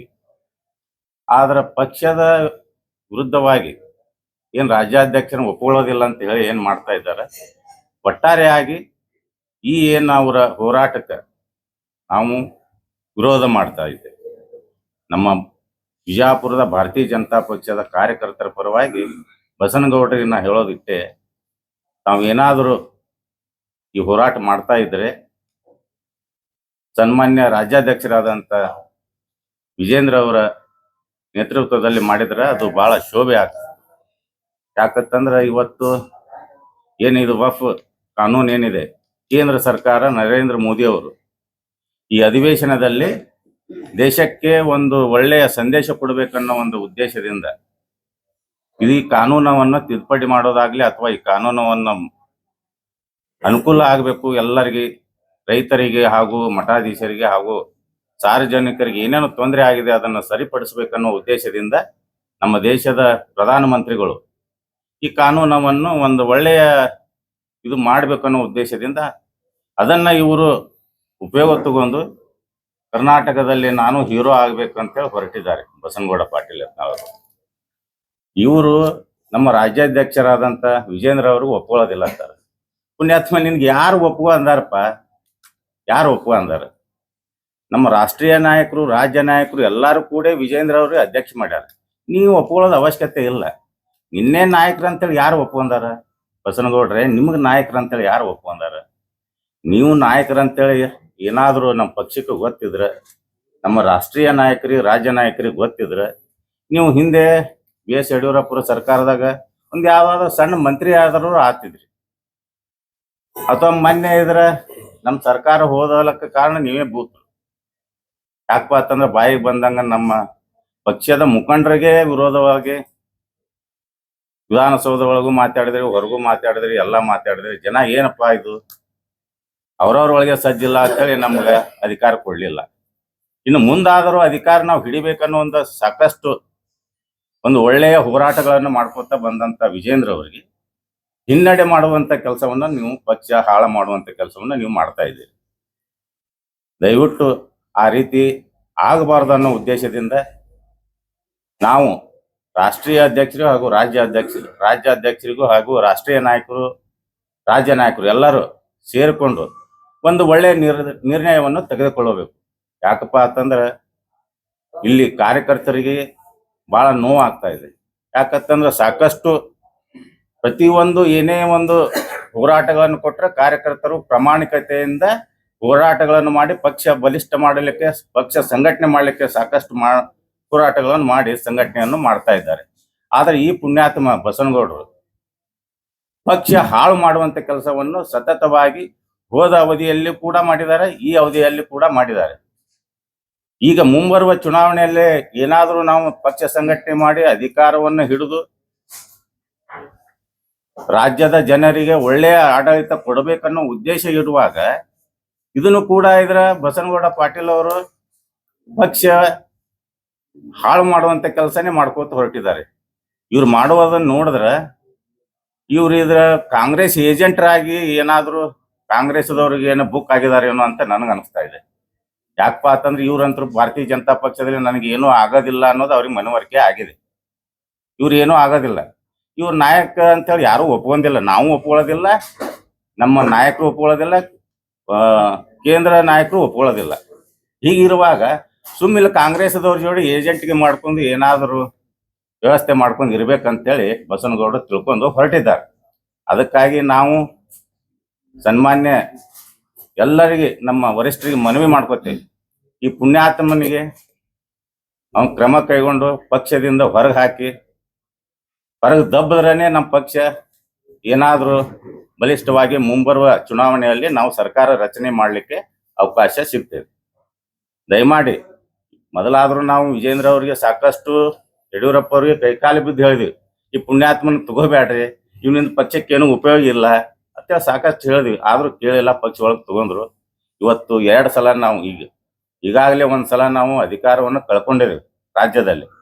ಇನ್ನು ಮುಂದೆ ಆದ್ರೆ ಕಳ್ಕೋಬಾರ್ದನ್ನೋ ಉದ್ದೇಶದಿಂದ ದಯಮಾಡಿ ಎಲ್ಲ ವರಿಷ್ಠರಿಗೆ ನಾನು ಮನವಿ ಮಾಡ್ಕೋತೀನಿ, ಆದಷ್ಟು ಬೇಗ, ಇನ್ನೂ ಸಮಯ ಸಾಕಷ್ಟಿದೆ, ನಮ್ಮ ಹೋರಾಟಗಳು ಸಾಕಷ್ಟು ರಾಜ್ಯದ ಜನತೆ ನಮಗೆ ಬೆಂಬಲ ಕೊಡ್ತಾ ಇದೆ, ಹೋರಾಟಗಳು ಯಶಸ್ವಿ ಆಗ್ತಾ ಇದೆ. ಇಂಥ ಸಂದರ್ಭದಲ್ಲಿ ಆದಷ್ಟು ಬೇಗ ನಿರ್ಣಯ ತಗೊಂಡು ಬಸನಗೌಡ ಪಾಟೀಲ್ ಯತ್ನಾಳ್ ಅವರಿಗೆ ಪಕ್ಷದಿಂದ ಹೊರಗೆ ಹಾಕ್ರಿ. ಈ ಪುಣ್ಯಾಪನದಿಂದ ಏನೂ ಉಪಯೋಗ ಇಲ್ಲ. ಪಕ್ಷದಿಂದ ಏನು ಕೊಡುಗೆ ಐತಿ ನಾನು ಕೇಳ್ತೀನಿ ಬಸನಗೌಡ್ರೆ, ಪಕ್ಷಕ್ಕೆ ನಿಮ್ಮಿಂದ ಕೊಡುಗೆ ಏನು? ಪಕ್ಷದಿಂದ ನೀವು ಸಾಕಷ್ಟು ಈ ಲೆವೆಲ್ಗೆ ಬೆಳೆದಿರಿ, ಕೇಂದ್ರ ಮಂತ್ರಿ ಆದ್ರಿ. ಅವಾಗ ನಿಮ್ಮ ವಯಸ್ಸು ಎಟ್ಟಿತ್ರಿ? ಅವಾಗ ನಿಮ್ಮ ವಯಸ್ಸು ಎಟ್ಟಿತ್ತು ಬಸನಗೌಡ್ರೆ? ವಿಜೇಂದ್ರ ಸಣ್ಣವ್ರ ಅಂತ ಹೇಳ್ತೀರಿ. ಅವಾಗ ನೀವು ಕೇಂದ್ರ ಮಂತ್ರಿ ಮಾಡುವಾಗ ಸಂಕೇಶ್ವರ ಅವರು ಸೀನಿಯರ್ ಇದ್ರು, ಅವರು ಮಾಡ್ತೇವಂದ್ರೆ ಮಾಡ್ಲಿ ಅವ ಯುವಕದಂಗೆ ಕೊಟ್ಟು ಬಿಡ್ರಿ ಅಂತ ಹೇಳ್ತಾನೆ. ಆದ್ರೆ ನಿಮ್ಗೆ ನಾಲೆಜ್ ಇತ್ತು ಅವಾಗ. ಅದೇ MP ಆಗಿದ್ರೆ, ಫಸ್ಟ್ MP. ಅವಾಗೇನು ನೀವು ಭಾಳ ಬುದ್ಧಿವಂತರು, ಭಾಳ ವಯಸ್ಸಾದವ್ರು ಇದ್ರಿ. ವಿಜೇಂದ್ರ ಅವರು ರಾಷ್ಟ್ರೀಯ ನಾಯಕರು ಒಪ್ಕೊಂಡಿದ್ದಾರೆ, ರಾಜ್ಯ ನಾಯಕರು ಒಪ್ಕೊಂಡಿದ್ದಾರೆ, ಎಲ್ಲ ರಾಜ್ಯದ ಪದಾಧಿಕಾರಿಗಳು ಕಾರ್ಯಕರ್ತರು ಒಪ್ಕೊಂಡಿದ್ದಾರೆ. ನೀವೊಬ್ಬ ಒಪ್ಕೊಳ್ಳಿಲ್ಲ ಅಂದ್ರೆ ನಾವೇನ್ ಮಾಡಕ್ಕಾಗುತ್ತೆ? ಆದ್ರೆ ನಿನ್ನ ಒಪ್ಕೊಳ್ಳೋದು ಬಿಡೋದು ಅದು ಅವಶ್ಯಕತೆ ನಮಗಿಲ್ರಿ ಬಸನಗೌಡ್ರೆ. ನೀವು ಯಡಿಯೂರಪ್ಪ ಅವ್ರಿಗೆ ಹೇಳ್ತೀವಿ, ಸೈಕಲ್ ಮ್ಯಾಗ ಅಡ್ಡಾಡಿ ಸಂಘಟನೆ ಮಾಡ್ಯಾರ, ಇಡೀ ರಾಜ್ಯದ ಜನತೆಗೆ ಗೊತ್ತೈತಿ, ಎಲ್ಲರಿಗೂ ಗೊತ್ತೈತಿ. ನಾವು ಸೈಕಲ್ ಮ್ಯಾಗ ಅಡ್ಡಾಡಿ ಅಂತ ನಿನ್ನೆ ಮೊನ್ನೆ ಪತ್ರಿಕೆ ಒಳಗೆ ಹೇಳ್ತೀವಿ. ನೀವು ಯಾವಾಗ್ರಿ 92, 93ಕ್ಕಿಂತ ಹಿಂದೆ ನೀವೇನ್ ಮಾಡ್ತಿದ್ರಿ? ಟ್ರಕ್ ಕ್ಲೀನರ್ ಆಗಿ ಹೋಗ್ತಿದ್ರಿ ನಿಮ್ಮ ಸ್ವಂತ ಉಪಜೀವನಕ್ಕಾಗಿ. 92, 93 ಹಿಂದ ಟ್ರಕ್ ಕ್ಲೀನರ್ ಆಗಿ ಹೋಗ್ತಿದ್ರಿ ಬಸನಗೌಡ್ರೆ. ಅದು ಎಲ್ಲಾ ಇಡೀ ಜಿಲ್ಲೆ ಜನತೆಗೆ ಗೊತ್ತೈದೆ. ಅದರ ನಂತರ ನೀವು 92, 93ರಲ್ಲಿ ಜಿಲ್ಲಾ ಅಧ್ಯಕ್ಷರಾದ್ರಿ. ಅವಾಗ ಯಾರೋ ಏನೋ ಅವಾಗ ಗಚ್ಚಿನಮಠ ಅವ್ರು, ಚಂದ್ರಶೇಖರ್ ಗಚ್ಚಿನಮಠ ಅವ್ರು MLA ಇದ್ರು. ಅವ್ರು ಆ ಕಡೆ ಬಾಗಲಕೋಟೆಗೆ ಹೋದಾಗ ಏನೋ ನಿಮ್ಮ ಪುಣ್ಯ ಎಲ್ಲಾರು ಹಿರಿಯರು ಕೂಡಿ ಇರ್ಲಿ, ಒಳ್ಳೆ ಮದಾನ, ಯುವಕದಾನ, ಟಿಕೆಟ್ ಕೊಡ್ರಿ ಅಂತ ಹೇಳಿದ್ರು. ಎಲ್ಲಾರು ಆಶೀರ್ವಾದ ಮಾಡಿದ್ರು. ಅವ್ರ ಪುಣ್ಯದಿಂದ ಆರಿಸಿ ಬಂದ್ರಿ. ನೀವೇನೇನು ದೊಡ್ಡ ಹೋರಾಟಗಾರರ ಭಾರತೀಯ ಜನತಾ ಪಕ್ಷಕ್ಕೆ ನೀವೇನು ಕೊಡುಗೆ ಇಲ್ಲ. ನಿಮ್ಗೆ ಭಾರತೀಯ ಜನತಾ ಪಕ್ಷದ ನಿಮಗೆ ಕೊಡುಗೆ ಐತಿ, ನಿಮ್ಮಿಂದ ಭಾರತೀಯ ಜನತಾ ಪಕ್ಷಕ್ಕೆ ಏನು ಕೊಡುಗೆ ಇಲ್ಲ. ಅದಕ್ಕೆ ದಯಮಾಡಿ ಕೆಲವರು ಹಿಂದೂ ಹುಲಿ ಆತಾರೆ, ಇದು ಹಿಂದೂ ಹುಲಿ ಅಲ್ಲಿದು. ನಮಗೆ ಅಸಹ್ಯ ಆಗ್ತೈತಿ. ದೇಶದಲ್ಲಿ ಸಾಕಷ್ಟು ಹಿಂದೂ ಹುಲಿಗಳು ಅದಾವ, ಅವಕ್ಕೆ ಅಪಮಾನ ಮಾಡ್ದಂಗೆ ಆಗ್ತೈತಿ. ಭಗತ್ ಸಿಂಗ್ ಅವರು, ವೀರ್ ಸಾವರ್ಕರ್ ಅವರು ಮಹಾನ್ ವ್ಯಕ್ತಿಗಳು, ಸಾಕಷ್ಟು ಹಿಂದೂ ಹುಲಿಗಳು ಅದಾವ. ಇದು ಹಿಂದೂ ಹುಲಿ ಅಲ್ಲಿದು. ಟೈಮ್ ಬಂದಾಗ ಟೋಪಿ ಹಾಕೊಂಡು ಸುರ್ಕುಂಬಾನು ಹಚ್ಚತೈತಿ, ಈದ್ಗಾ ಮೈದಾನ ಒಳಗು ನಮಾಜ್ ಮಾಡ್ತೈತಿ. ಇದು ಈದ್ಗಾ ಹುಲಿ ಅಂತ ನಾವು ಅನ್ಬೇಕಾಗ್ತೈತಿ. ಈದ್ಗಾ ಹುಲಿ ಇದು, ಈದ್ಗಾ ಮೈದಾನ ಹುಲಿ ಇದು. ಇದೇನು ಹಿಂದೂ ಹುಲಿ ಅಲ್ಲ. ಅಥವಾ ಸರ್ಕಸ್ ಹುಲಿ ಅಂದ್ರೆ ಅಡ್ಡಿಲ್ಲ, ಅಟ್ಟೆ ಸರ್ಕಸ್ ಪಿಂದ ತೆಗೆದು ಅಲ್ಲೇ ಹಿಂಗೆ ಚಾಟಿ ಬೀಸಿ ಇದು ಮಾಡ್ತಾರಲ್ಲ, ಆ ಹುಲಿ ಇದು. ನಿಜವಾದ ಹುಲಿ ಇದ್ರೆ ಯಾವತ್ತು ಬೊಗಳೋದಿಲ್ಲ, ಅದು ಮೌನವಾಗಿ ಬೇಟೆ ಆಡ್ತೈತಿ. ಅದೇ ದಯವಿಟ್ಟು ಹಾದಿ ಬೀದಿ ಒಳಗೆ ಬಗಳಲಕ್ಕೆ ಹೋಗ್ಬೇಡ್ರಿ. ಈಗ ದಯವಿಟ್ಟು ತಮ್ಮ ಇದನ್ನ ತಿದ್ಕೊಳ್ರಿ. ಮುಂದೆ ನೀವು ಏನೋ ಆಗ್ಬೇಕಂತೀರಲ್ಲ, ಅದು ಏನೋ ಆಗಕ್ ಸಾಧ್ಯ ಇಲ್ಲ. ಒಳ್ಳೆ ನಾಯಕತ್ವವನ್ನು ಬೆಳೆಸ್ಕೊಳ್ರಿ. ನಮ್ಮ ಜಿಲ್ಲೆಗೆ ನಿಮ್ಮದ ಕೊಡುಗೆ ಏನ್ರಿ ಬಸನಗೌಡ್ರೆ? ನೀವು ಕೇಂದ್ರ ಮಂತ್ರಿ ಆದ್ರಿ, ಮೊದಲು ಹಿಂದಕ್ಕ MLA ಇದ್ರಿ, ಈಗ ಎರಡನೇ ಬಾರಿ 3ನೇ ಬಾರಿ MLA ಆಗಿದ್ರಿ. ಜಿಲ್ಲೆಗೆ ಏನು ಕೊಡುಗೆ ನಿಮ್ದು? ಏನು ಹೋರಾಟಗಳನ್ನು ಮಾಡ್ಕೊಂಡು ಬಂದಿರಿ? ನೀವು ಏನು ಯಶಸ್ವಿ ಆಗಿರಿ ರಾಜಕಾರಣದಾಗ? ಜಿಲ್ಲೆಗೆ ಏನು ಕೊಡುಗೆ ಕೊಟ್ಟಿರಿ? ಆ ಯಡಿಯೂರಪ್ಪ ಅವರು ಮುಖ್ಯಮಂತ್ರಿ ಆದಮ ಈ ಜಿಲ್ಲೆಗೆ ನೀರಾವರಿಯ ಕೆರೆ ತುಂಬ ಯೋಜನೆಗಳನ್ನು ಮಾಡಿದ್ರು. ಅದ ನಂತರ ಈಶ್ವರಪ್ಪ ಅವರು ನೀರಾವರಿ ಮಂತ್ರಿಗಳಾದಾಗ ಅವರು ಕೂಡ ಬಿಜಾಪುರಕ್ಕೆ ಒಂದು ಒಳ್ಳೆಯ ನೀರಾವರಿಯ ಅನುಕೂಲ ಮಾಡಿಕೊಟ್ರು. ಅದ ನಂತರ ಮತ್ತೆ ಯಾರ್ಯಾರು ಮಾಡಿದಾರ ತಮ್ಗೆಲ್ಲ ಗೊತ್ತಿದೆ. ಇವತ್ತು ಆ ರೀತಿ ಯಾವ್ದಾದ್ರು ನೀವು ಒಂದಾದ್ರೂ ಏನಾದ್ರೂ ಜಿಲ್ಲೆಗೆ ಕೊಡುಗೆ ಕೊಟ್ಟಿದ್ದೀರಾ ಬಸನಗೌಡ್ರೆ? ಬರೀ ಮುಸಲ್ರಿಗೆ ಬೈದ್ರ ಹೀರೋ ಆಗೋದು? ಹೌದ್ರಿ, ನೀವು ರಾಜ್ಯ ನಾಯಕರಂತ ಹೇಳ್ಕೊತೀರಿ, ಜಿಲ್ಲೆಯೊಳಗೆ ಇನ್ನೊಂದು ಸೀಟ್ ಆರಿಸಿ ತರ್ಲಾಕ ನಿಮ್ಗೆ ಯೋಗ್ಯತೆ ಇಲ್ಲ. ನೀವೇ ಆರಿಸಿ ಬರ್ಬೇಕಾದ್ರೆ ರಗಡ್ ಎಲ್ಲಾರ್ದು ಕೈಕಾಲು ಬಿದ್ದು, ಅಲ್ಪಸಂಖ್ಯಾತರ ಲೀಡರ್ಸ್ಗಳದ್ದು ಕೈಕಾಲು ಬಿದ್ದು ಎಪ್ಪಣ್ಣ ಅಂದು ಹೋಗಿ ಏನೇನ ಮಾಡಿ ಆರಿಸಿ ಬಂದಿರಿ. ಎಲ್ಲಾ ಕೂಡ ಇದಾರ ಸರ್ ಓಟ್ ಒಳಗೆ. ನೀವು ಅಟ್ಟ ನಿಮ್ಮ ನಾಯಕತ್ವದ ಇದು ಇತ್ತಂದ್ರ ರಾಜ್ಯ ನಾಯಕರ ಅನ್ಲಕ್ಕಲ್ಲ, ಜಿಲ್ಲಾದ ನಾಯಕರ ಬೇಕಾದ್ರೆ ನಿಮ್ ಜೋಡಿ ಯಾರಿಗಾರ ಒಬ್ರು MLA ಆರಿಸಿ ತರಬಹುದಿತ್ತಲ್ಲ. ನೀವೇ ಮತ್ತೊಂದು ಕ್ಷೇತ್ರದಾಗ ಹೋಗಿ ನಿತ್ರ ಆರಿಸಿ ಬರೋದಿಲ್ಲ ಇಲ್ಲೇ ಜಿಲ್ಲಾದಾಗ. ನಿಮ್ಗೆ ಹೆಂಗ ನಾಯಕರ ಒಪ್ಕೊಳ್ಳೋ ನಾವು ರಾಜ್ಯ ನಾಯಕರ ಅಂತೇಳಿ ಬಸನಗೌಡ್ರೆ? ಅದಕ್ಕೆ ದಯಮಾಡಿ ನಿಮ್ಮ ನಾಯಕತ್ವ ಎಲ್ಲ ನಮ್ಮ ಪಕ್ಷದ ಕಾರ್ಯಕರ್ತರಿಗೆ ಗೊತ್ತೈತಿ, ನಮ್ಮ ನಾಯಕರಿಗೆ ಗೊತ್ತೈತಿ. ನಿಮ್ಮಿಂದ ಏನು ಕಲಿಯಬೇಕಾಗಿಲ್ಲ, ನಿಮ್ಮಿಂದ ಅವಶ್ಯಕತೆನೂ ನಮ್ಮ ಪಕ್ಷಕ್ಕಿಲ್ಲ. ಅದಕ್ಕೆ ದಯಮಾಡಿ ನಮ್ಮ ರಾಷ್ಟ್ರೀಯ ನಾಯಕರಿಗೆ, ರಾಜ್ಯ ನಾಯಕರಿಗೆ ಒಂದು ಮಾತು ಮನವಿ ಮಾಡ್ಕೋತೇನೆ. ಆದಷ್ಟು ಬೇಗ ಈ ಪುಣ್ಯಾತ್ಮನಿಗೆ ಕ್ರಮ ಕೈಗೊಂಡು ಹೊರಗೆ ಹಾಕಿದ್ರೆ ನಮ್ಮ ಪಕ್ಷ ಉಳಿತದ. ಮುಂದಿನ ಚುನಾವಣೆಯಲ್ಲಿ ನಾವು 150 ಸೀಟುಗಳನ್ನು ಗೆದ್ದು ಸರ್ಕಾರ ಮಾಡ್ತೀವಿ. ಇವನ ಅವಶ್ಯಕತೆ ಪಕ್ಷಕ್ಕೆ ಇಲ್ಲ ಅಂತ ಹೇಳಿ ಇವತ್ತು ತಮ್ಮ ಮುಖಾಂತರ ನಾನು ಎಲ್ಲ ನಾಯಕರಿಗೆ ಮನವಿ ಮಾಡ್ಕೋತಾ ಇದ್ದೆ.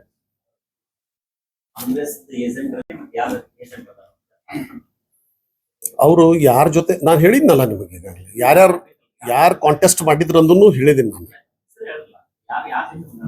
ಅದೇ ಹೇಳಿದ್ನಲ್ಲ ನಾನು. ಈಗ BL ಪಾಟೀಲ್ ವಿರುದ್ಧ ಎಂ ಬಿ ಪಾಟೀಲ್ ನಿಂತಾಗ ಅಲ್ಲಿ ಕಾಂಗ್ರೆಸ್ ಗೆಲ್ಲುವ ಸಲುವಾಗಿ ಹೊಂದಾಣಿಕೆ ಮಾಡ್ಕೊಂಡು ಪಕ್ಷದ ಜೊತೆನೆ ಹೊಂದಾಣಿಕೆ. ಅವರು ಯಾವಾಗ್ಲೂ ನಮ್ಮ ಪಕ್ಷದ ವಿರೋಧ ಯಾರೇ ಇಲ್ಲ, ಕಾಂಗ್ರೆಸ್ ಪಕ್ಷದ ಜೊತೆ ಪಕ್ಷದ ಜೊತೆನೆ ಹೊಂದಾಣಿಕೆ ಅದಾರೆ. ಇಡೀ ರಾಜ್ಯ ತುಂಬಾನೇ ನಮ್ಮ ಪಕ್ಷ ಹಾಳು ಮಾಡ್ಲಿಕ್ಕೆ ಕಾಂಗ್ರೆಸ್ ಪಕ್ಷದ ಜೊತೆನೆ ಹೊಂದಾಣಿಕೆ ಇದ್ದಾರೆ. ಅವರಿಗೆ ಹೋರಾಟ ಮಾಡ್ತಾರೆ, ಅವರಿಗೆ ವಿಶ್ವಾಸಕ್ಕೆ ತಗೊಳ್ಳಿಲ್ಲ. ಅಲ್ಲ ಅವರು ನೀವು ರಾಜ್ಯಾಧ್ಯಕ್ಷರಾಗಿ ಪಕ್ಷದವರಾಗಿ ಅವ್ರಿಗೆ ಹೋರಾಟಕ್ಕೆ ವಿಶ್ವಾಸ ತಗೊಂಡು ಹೋರಾಟ ಮಾಡಿದ್ರೆ ಅವ್ರು ನಿಂತಿದ್ದೇ ಬರ್ತಾರೆ. ಪ್ರತ್ಯೇಕವಾಗಿ ಅವರು ರೈತರ ಇದು ಒಂದು ಇಲ್ಲ, ಕರೆಕ್ಟ್. ಸರಿ ನೀವು ಹೇಳೋದು ಸರಿ, ನೀವು ಹೇಳೋದು ಸರಿ. ಈ ಏನು ವಕ್ಫ್ ಹೋರಾಟ ಏನು ಹೇಳ್ತಿರದಲ್ಲ, ಇದರದ ನೀವು ಹೇಳ್ತಾ ಇದ್ದೀರಿ. ಇದಕ್ಕಿಂತ ಮುಂಚೆಯಾಗಿ ರಾಜ್ಯಾಧ್ಯಕ್ಷನ ಅವ್ರು ಒಪ್ಕೊಂಡ್ರೇನೆ ಅವ್ರನ್ನ ವಿಶ್ವಾಸ ತಗೋಬೇಕಲ್ಲ. ಪ್ರತಿದಿನನೂ ಅವ್ರ ವಿರುದ್ಧ ಹೇಳಿಕೆ ಕೊಡ್ತಾ ಇದ್ದಾರೆ. ತಮಗೂ ಗೊತ್ತಿದೆ, ನಾವು ಮಾಡಿದೇವಿ ವಿಶ್ವಾಸ ತಗೋ 20 ಸಲ ಹೇಳಿದೇವಿ. ರಾಜ್ಯಾಧ್ಯಕ್ಷ ಕರೆದಿದಾರ, ಬರೀ ಎಲ್ಲಾರು ಒಟ್ಟಿಗೆ ಕೂಡಿ ಕೆಲಸ ಮಾಡೋಣ ಅಂತೇಳಿ ಅವ್ರ ವಿಶ್ವಾಸ ತಗೊಂಡು ಕರೆದಿದ್ದಾರೆ. ಸಾಕಷ್ಟು ಮೀಡಿಯಾದಾಗೂ ಗೊತ್ತೈತಿ, ಹಿರಿಯರು ಕೂತು ಸಭೆ ಮಾಡಿದಾರ, ತಮ್ಮ ಗಮನಕ್ಕೂ ಗೊತ್ತೈತಿ. ಈಗ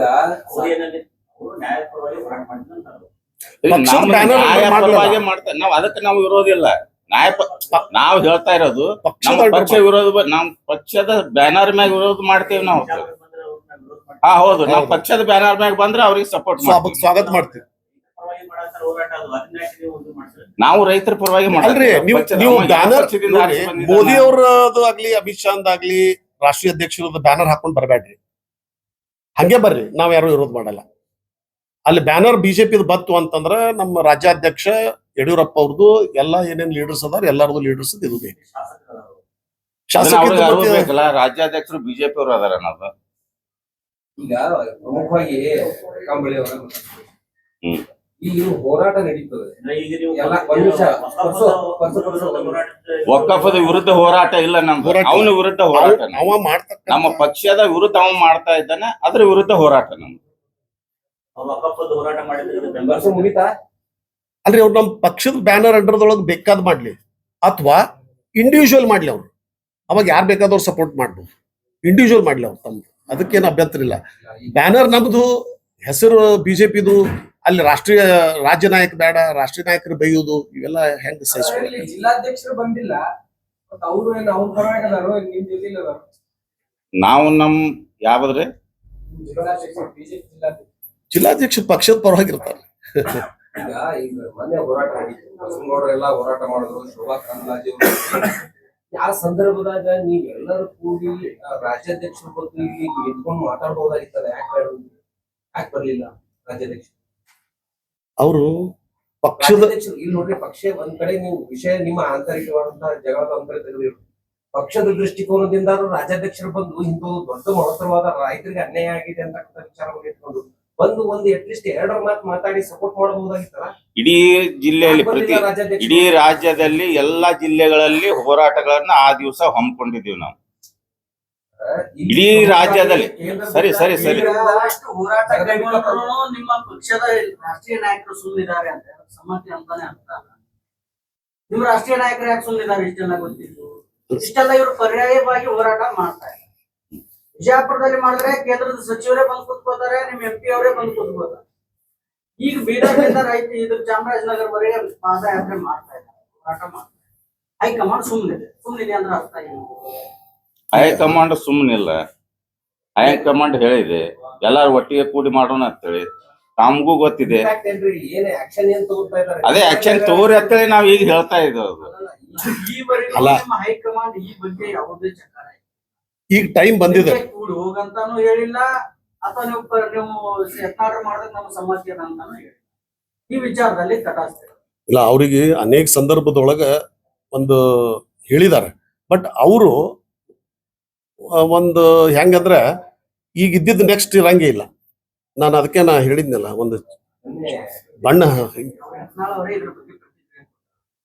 ನಮ್ಮ ಹೈಕಮಾಂಡ್ ಸುಮ್ಮನಿದೆ ಅಂದ್ರೆ ಅರ್ಥ ನಾನು ಮಾಡು ಅಂತ ಹೇಳಿದೆ. ಯಾರ ಮಾಡಂತ ಹೇಳ್ಯಾರ ಅದರ ಬೇಕು. ಒಂದು ಪಕ್ಷದ ನಾವು ಮಾಡೋದಕ್ಕೆ ಅವ್ರು ಸರಿ. ಸುಮ್ಮನಿದ್ದಾರೆ ಅಂದ್ರೆ ಪಕ್ಷ ಯಾವಾಗ್ಲೂ ಆ ರೀತಿ ಹೋಗಂತ ಹೇಳಿರಂಗಿಲ್ಲ. ನೋಡಿ, ಅವನು ದಯವಿಟ್ಟು ಕರೆಕ್ಟ್ ತಾವು ಕೇಳ್ತಾ ಇರೋದು. ಪ್ರತಿದಿನಾನು ಪಕ್ಷದ ವಿರುದ್ಧನೇ ಹೇಳಿಕೆ ಕೊಡೋತ್ತ, ಪ್ರತಿದಿನನು ಪಕ್ಷದ ಹೈಕಮಾಂಡ್ ಪ್ರತಿದಿನಾನು ಅವ್ರಿಗೆ ಹೇಳ್ಬೇಕಂತ ಏನಿಲ್ಲ. ಅವ್ರು ಸುಮ್ಮನೆ ಒಂದ್ ಕೂತದಲ್ರಿ. ಸುಮ್ಮನೆ ಅದೇ ಪ್ರತಿದಿನಾನು ಸುಮ್ಮನೆ ಕೂಡ್ತಾ ಇದೆ ಅಂದ್ರೆ ಪ್ರತಿದಿನಾನು ಹಂಗ್ ಮಾಡಬೇಡಪ್ಪ ಹಂಗ್ ಮಾಡ್ಬೇಡ ಅಂತ ಹೇಳಲ್ಲ. ಒಂದು ಸಂದರ್ಭ ಇರ್ತೈತಿ, ಕಳೆದ ಅವ್ರಿಗೆ ಒಂದ್ 5-6 ಸಲನು ಕರೆದು ಮೀಟಿಂಗ್ ಮಾಡಿ ಆ ತರ ಮಾಡ್ಲಕ್ ಹೋಗ್ಬೇಡ್ರಿ ಅಂತ ಹೇಳಕ್ಕಾಗಿನೂ ಆ ತರ ಮಾಡ್ತಾ ಇದ್ದಾನೆ ಅಂದ್ರೆ ಅದಕ್ಕೆ ಏನಾದ್ರು ಒಂದು ನಿರ್ಣಯ ತಗೋತಾರೆ. ಸರ್, ನೀವೇ ಹೇಳಿದ್ರಿ ಹಿಂದಿನ ಪಕ್ಷದವರು ತಗೋಬೇಡ ಅಂತ ಹೋರಾಟ ಮಾಡಿ, ಆದ್ರೂ ತಗೊಂಡು ಇಷ್ಟೆಲ್ಲ ಮಾತಾಡ್ತಾ ಇದಾರೆ ಅಂದ್ರೆ ನಿಮ್ ಹೈಕಮಾಂಡ್ ಒಪ್ಪಿಗೆ ಇಲ್ಲದೆ ಇಷ್ಟೆಲ್ಲ ಹೆಂಗ್ ಮಾತಾಡ್ತಾರ ಅವ್ರು ಅಂತ. ಅದನ್ನೇ ನಾ ಹೇಳ್ತಾ ಇದ್ದೀನಲ್ಲ ಸರ್, ಹೈಕಮಾಂಡ್ ಒಪ್ಪಿಗೆ ಅಂತರೂ ಇಲ್ಲ. ಅಲ್ಲ, ನೀವು ನಾ ಸುಮ್ನಿದಾರಲ್ರಿ, ಈಗ ಸುಮ್ನೆ ನೋಡ್ರಿ, ಸರಿ ಸರಿ ಇಷ್ಟೆಲ್ಲ ಮಾಡಾಕತ್ತಿದ್ರು, ಸುಮ್ನೆ ತಗೋಬೇಡ ಅಂದ್ರು ಹಾ ತಗೋತಾರೆ, ಸುಮ್ನೆ ಇದ್ದಾರ ಮಾತಾಡ್ಬೇಡ ಅಂದ್ರು ಮಾತಾಡ್ತಾರ ಅಂದ್ರ ಹೈಕಮಾಂಡ್ ಸುಮ್ನಿದೆ ಅಂದ್ರೆ ಸುಮ್ನೆ ಇದೆ ಅಂತಲ್ಲ ಅವ್ರೆಲ್ಲಾ ವರದಿಗಳನ್ನ ತರ್ಕೊಂಡು ನಿರ್ಣಯ ತೊಗೊಳಕ್ಕೆ ಆಲ್ರೆಡಿ ಆದಷ್ಟು ಬೇಗ ನಿರ್ಣಯ ತಗೋತಾರ ಅನ್ನೋದು ಹೈಕಮಾಂಡ್ ಮ್ಯಾಗ ನಮ್ಗೆ ಪೂರ್ಣ ವಿಶ್ವಾಸ ಇದೆ. ಪ್ರೆಸ್ ಮೀಟ್ ಅಲ್ಲ. ಬಹಳ ರಾಜ್- ಸ್ಟೇಟ್ಮೆಂಟ್ ಏನದಲ್ಲ, ಹಾ. ಇದು ಬಹುಶಃ ಒಂದ್ ಅವ್ರು ಬಂದಾಗ ನಡೆದನು ಕಂಟಿನ್ಯೂ ಅದು. ನಮ್ಮ ನಿಮ್ ವಿಶ್ವಾಸನ ಹಿಂಗೆ ವಿಶ್ವಾಸ ಅದ. 100ಕ್ಕೆ 100 ಇಲ್ರಿ, ನಮ್ಮ 100 ಈ ಇಲ್ಲ ಸರ್. ಸಲ ಇದ್ರ ಬಸನಗೌಡರಿಗೆ ನಮ್ಮ ಹೈಕಮಾಂಡ್ ಸರಿಯಾದ ಪಾಠ ಕಲಿಸ್ತೈತಿ. ಆಮೇಲೆ ಎಲ್ಲಾರ್ದು ವಿಶ್ವಾಸ ಅಲ್ಲ, ನಿಂತದೇನೋ. ಅಲ್ರಿ, 100% ರಾಜ್ಯ ಐತಿ ನಮ್ಮ ಹೈಕಮಾಂಡ್ ಮ್ಯಾಗ. ಈಗ ರಾಜ್ಯ ಕ್ರಮ ತಗೊಳ್ಳದೆ ಇದ್ರೆ ಏನ್ ಮಾಡ್ತಾರೆ? ಯಾವುದು ಹಾ? ಈಗ ಅವ್ರ ವಿರುದ್ಧ ಏನ್ ಸರ್? ಈಗ ಆಲ್ರೆಡಿ ನಮ್ಮ ರಾಜ್ಯಾಧ್ಯಕ್ಷರು ವಿಜೇಂದ್ರ ಅವರು ಒಂದು ಸ್ಟೇಟ್ಮೆಂಟ್ ಕೊಟ್ರು. ಏನಂತ, ಆಲ್ರೆಡಿ ಹೈಕಮಾಂಡ್ ಅವ್ರನ್ನ ಶಿಸ್ತು ಕ್ರಮ ತೆಗೆದುಕೊಳ್ಳಿಕ್ಕೆ ರೆಡಿ ಆಗಿದ್ದನ್ನ ನಾನ ಅಧ್ಯಕ್ಷ ಆದ ತಕ್ಷಣ ಇಮಿಡಿಯೇಟ್ಲಿ ನಾ ಮಾಡಿಸಿದ್ನಿ ಅಂತ ಹೇಳಿ ಆಗ್ಬಾರ್ದು ಅಂತ ಹೇಳಿ ಅದನ್ನ ತಡೆದಿದ್ದೀನಿ ಅಂತ ಹೇಳಿದಾರೆ. ಈಗ ಅವರಿಗೂ ಸಮ್ಮತಿ ಸೊ ಈಗ ಇಲ್ಲ, ಇದು ಹೈ ಟೈಮ್ ಆಯ್ತು. ಈಗ ಎಷ್ಟ್ ಸಲ ನಾನು ಅನಿಸ್ಕೊಳ್ಳಿ.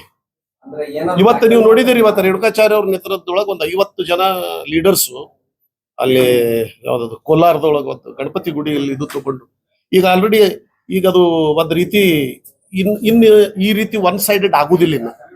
ಯಾಕೆ ಇದಕ್ಕೊಂದು ಎಲ್ಲಾದ್ರೂ ಒಂದು ಯಾರದೇ ಆಗ್ಲಿ ಯಾವುದೇ ವ್ಯಕ್ತಿ ಅತೀಶ್ ಆಯ್ತು ಅಂತಂದ್ರೆ ಒಂದು ಬ್ರೇಕ್ ಬೀಳುದು. ಸೊ ಹೀಗಾಗಿ ಈಗ ನಿಮ್ಮ ಮೇಲೆ ಇಷ್ಟೊಂದು ಅವರು ಆರೋಪ ಮಾಡ್ತಾ ಇದಾರೆ, ರಾಜ್ಯಾಧ್ಯಕ್ಷರ ಮೇಲೆ ಮಾಡ್ತಾ ಇದಾರೆ, ಅವ್ರ ತಂದೆ ಮೇಲೆ ಮಾಡ್ತಾ ಇದಾರೆ. ಆದ್ರೂ ಏನು ನೀವು ಏನು ಮಾಡ್ಕೊಳಕ್ ಆಗತ್ತಿಲ್ಲ, ಹೈಕಮಾಂಡ್ ಏನು ಮಾಡಕ್ ಆಗ್ತಾ ಇಲ್ಲ, ಇವ್ರು ಏನು ಮಾಡಾಕ್ತಾ ಇಲ್ಲ ಅಂದ್ರೆ ಸಮಥಿಂಗ್ ಏನೋ ನಿಮ್ಮ ಹತ್ರ ಕೊರತೆ ಇದೆ, ಇಲ್ಲ ಏನೋ ನ್ಯೂನ್ಯತೆ ಇದೆ. ಅದಕ್ಕೆ ನೀವೆಲ್ಲ ಸರಿ, ಹೆದರ್ಬಿಟ್ರಿ. ಇನ್ನು ಮೇಲೆ ಅಂತೂ ಅದು ಏನಾದ್ರೂ ಒಂದು ಆಕ್ಷನ್ ಆಗ್ಲೇ ಆಗ್ತದೆ. ಅದು ನನಗೆ ಇನ್ನು ಮೇಲೆ ಯಾರು ಸಹಿಸ್ಕೊಳ್ಳಲ್ಲ. ಇಲ್ಲಾಂದ್ರೆ ಇವತ್ತು ಪಕ್ಷ ಹೆಂಗಾಗಿದೆ ಅಂದ್ರೆ ಕಂಪ್ಲೀಟ್ ನಿಷ್ಕ್ರಿಯವಾಗಿ ಬಿಟ್ಟದ. ಆಮೇಲೆ ಇನ್ನೊಂದು ಮಾತು ಹೇಳೋಕ್ ಬಯಸ್ತೇನೆ ನಾನು. ಮೊದಲಿಗೆ ಇವನಿಗೆ ರಾಜಕೀಯ ಜನ್ಮ ಕೊಟ್ಟವರೇ ಯಡಿಯೂರಪ್ಪನವ್ರು. ಯಾಕಂದ್ರೆ ನಾನು ಇದ್ದಾವ ಅದೇನೆ 1992ದಿಂದ 94 ಎಲೆಕ್ಷನ್ಗಿಂತ ಮುಂಚೆ. ಮತ್ತೆ ಅವನಿಗೆ ಎಲ್ಲಾ ರೀತಿ ಬೆಳೆಸಿದವರೇ ಯಡಿಯೂರಪ್ಪನವರು. ಅವಾಗ ಬಿಜಾಪುರದೊಳಗ ಯಡಿಯೂರಪ್ಪ ಅವರ ದತ್ತಕ್ ಪುತ್ರ ಅಂತ ಹೇಳಿ ಇವ್ರಿಗೆ ಕರಿತಿದ್ರು. ಅವಾಗ ನಾನು ಅದಿನ ಯಡಿಯೂರಪ್ಪನವ್ರ ದತ್ತಕ್ ಪುತ್ರ. ಅವ್ರಿಗೆ ನಮಸ್ಕಾರ ಮಾಡ್ಯಾನ, ಕಾಲಿಗೆ ಬಿದ್ದಾನ, ಎಲ್ಲ ಅಪ್ಪಾಜಿ ಅಂದಾನೆ, ಎಲ್ಲ ಅಂದಾನೆ. ಬರೇ ಯಡಿಯೂರಪ್ಪ ಅವ್ರು ಕೂಡ ಎಲೆಕ್ಷನ್ದೊಳಗೆ ಆರಿಶ್ ಬಂದ ನಂತರ 1 ವರ್ಷ ಸರಿ ಇದ್ದ. 1 ವರ್ಷ ಆಗೋಣ ಅವ್ರ ಜೊತೆ ವಿರೋಧ ಆಗ್ಬಿಟ್ಟ. ನನ್ನ ಕಣ್ಣು ಮುಂದೆ ಒಂದು ಘಟನೆ ಆಗಿತ್ತು. ಇವನ ಮೇಲೆ ಕಂಪ್ಲೇಂಟ್ ತಗೊಂಡು ಬಂದಿದ್ರು, ದೊಡ್ಡ ಕೆಲವು ಹಿರಿಯರೇ ಬಂದಿದ್ರು. ಯಡಿಯೂರಪ್ಪ ಅವ್ರಿಗೆ ತೋರಿಸಿದ್ರು ಹಿಂಗ ಅಂತೇಳಿ. ಅದು ಯಡಿಯೂರಪ್ಪ ಏನಪ್ಪ ಬಸನಗೌಡ ಈಗ ಆರಿಶ್ ಬಂದಿದ್ದಾನೆ, ಅವನ ಮೇಲೆ ಆಕ್ಷನ್ ತಗೊಳಕ್ ಅಂತ ಹೇಳ್ತಿರಲ್ಲ, ಈಗ ಬೀಸ್ ಒಗದಿದ್ದೆ ನಾನು ನೋಡಿ ಕಣ್ಣು ಮುಂದೆ. ಅಷ್ಟು ಅವನ ಮೇಲೆ ಒಂದು ಪ್ರೀತಿ ಇದರದಿಂದ ಬೆಳೆಸಿದಾರ. ಆದ್ರೆ ಅಂಥವ್ರಿಗೆ ಈ ರೀತಿ ಮತ್ತೆ ಯಾರನ್ನೂ ಬಿಟ್ಟಿಲ್ಲ. ಮತ್ತೆ ಯಾರ್ದು ಉಪಯೋಗ ತಗೊಂಡಿದ್ದಾನೆ ಎಲ್ಲರಿಗೂ ಇದೇ ಇದು ತೋರಿಸಿದಾನೆ. ಮೊನ್ನೆ ಬಸವಣ್ಣನವರು ಸರ್ ನಮ್ಮಿಂದನೇ ಸಿಎಂ ಆಗಿದ್ದಾರೆ ಅಂತ ಅದು ಬಸವಣ್ಣನೂ ಬಿಟ್ಟಿಲ್ಲ ಅಂತ. ಸರ್, ಅವರು ನಮ್ಮಿಂದಾನೇ ಯಡಿಯೂರಪ್ಪ ಸಿಎಂ ಆಗಿದ್ದಾರೆ. ಹೆಂಗ ಅಕ್ಕನ್ರಿ ನಾವು ನಾ ಹೇಳ್ದಲ್ಲ. ನೀವು ಒಂದ್ ದಯಮಾಡಿ ಹೇಳ್ರಿ. ಸರಿ ನೀವು ಹೇಳೋದು ಅವ್ರು ನೀವು 100ಕ್ಕೆ 100 ಅವ ಏನ್ ಹೇಳ್ತಾನಲ್ಲ ಎಲ್ಲಾನು ಹೇಳೋದು ಕರೆಕ್ಟ್ ಇದೆ. ಆದ್ರ ಕರೆಕ್ಟ್ ಐತ ನಾವ್ ಅನ್ನಲ್ಲ. ಅವ್ನ ಬಾಯಲ್ಲಿ ಹೇಳ್ತಾನೆ, ಎಲ್ಲಾನು ಸುಳ್ಳು ಹೇಳ್ತಾನ. ಅದನ್ನ ನಂಬೋರ್ ಯಾರು ಅಂತ ಹೇಳ್ತಾನವ. ನಿಮ್ಗೆ ಒಂದ್ ಮಾತು ನಿಮ್ಗೆಲ್ಲಾರಿಗೂ ಗೊತ್ತಿದ್ದ ವಿಷಯ ಐತಿ. ಅವ ಬಾಗಲ್ದಾಗ ಹೆಂಗ್ ನಿಂತಿದ್ರಿ, ಹುಬ್ಳ್ಯಾಗ ಮೀಟಿಂಗ್ ತಗೋದ ಯಡಿಯೂರಪ್ಪ ಅವ್ರಿಗೆ, ಜೋಶಿ ಅವ್ರಿಗೆ, ಜಗದೀಶ್ ಶೆಟ್ಟರ್ಗೆ ಅವ್ರನ್ನ ಕೂಡಿಸಿ ಪಕ್ಷ ಒಳಗೆ ತಗೋಬೇಕಂತೇಳಿ ಹಿಂಗ್ ಯಾವ್ದಾವ್ದು ತಂತಂದ್ ಕೈ ಕೂಡಿಸದವ್ರು ಯಡಿಯೂರಪ್ಪ ಅವ್ರು. ಅದನ್ನ ಈ ಬಸವನಗೌಡ ನೆನಪಾರಬಾರ್ದು. ಅವ ಏನೋ ಬಾಯಲ್ಲಿ ಹೇಳ್ತಾನ, ನಾವ್ ನಂಬಕ್ ಆಗತ್ತೇನ್ರಿ, ನೀವ್ ನಂಬಕ್ ಆಗತ್ತೇನ್ರಿ? ನಿಮ್ಗೆಲ್ಲಾ ಕಣ್ಣೀರೇ ನೋಡಿರಿ ನೀವು ಮೀಡಿಯಾದವ್ರು. ವಿಷಯ ಗೊತ್ತೈತಿ, ನಮಗೂ ಗೊತ್ತೈತಿ ಕಾರ್ಯಕರ್ತರಿಗೆ. ಆದ್ರ ನಾನ್ ಹೇಳ್ತೀನಿ, ಆ ಪುಣ್ಯಾತ್ಮ ಯಾವ್ದು ಹೇಳ್ತಾನೆ ಎಲ್ಲಾನು ಬೋಗಸ್ ಇರ್ತೈತಿ ಅನ್ನೋದು ಎಲ್ಲಾರಿಗೂ ಗೊತ್ತೈತಿ. ನಾಯಿ ಹಂದಿ ಅಂತ ಅಂದ್ರು ಕೂಡ ನೀವು ಏನು ಆಕ್ಷನ್ ತಗೊಳಕಾಗದಷ್ಟು ಅಂದ್ರೆ ಏನೋ ಒಂಥರ ನಾಯಿ ಹಂದಿ ಇದ್ ನಿಜ ಅಂತ ಒಂದಿಷ್ಟು ಹೌದು, ನಿಜ. ಹಂದಿನ ಇದ್ದದ್ದೇ ನಿಜ. ಅವ ನಾವಲ್ಲ, ಕಾರ್ಯಕರ್ತರಲ್ಲ. ನಾಯಿ ಹಂದಿ ಅದೇ ಯಾಕಂತಂದ್ರ ನಿಜವಾಗ್ಲೂ ಅವ ಅದಾನ. ಈ ನಮ್ಮ ಎಲ್ಲಾರಿಗೆ ನಾಯಕರಿಗೆ ಮತ್ತ ಕಾರ್ಯಕರ್ತರಿಗೆ ಆತಾನ.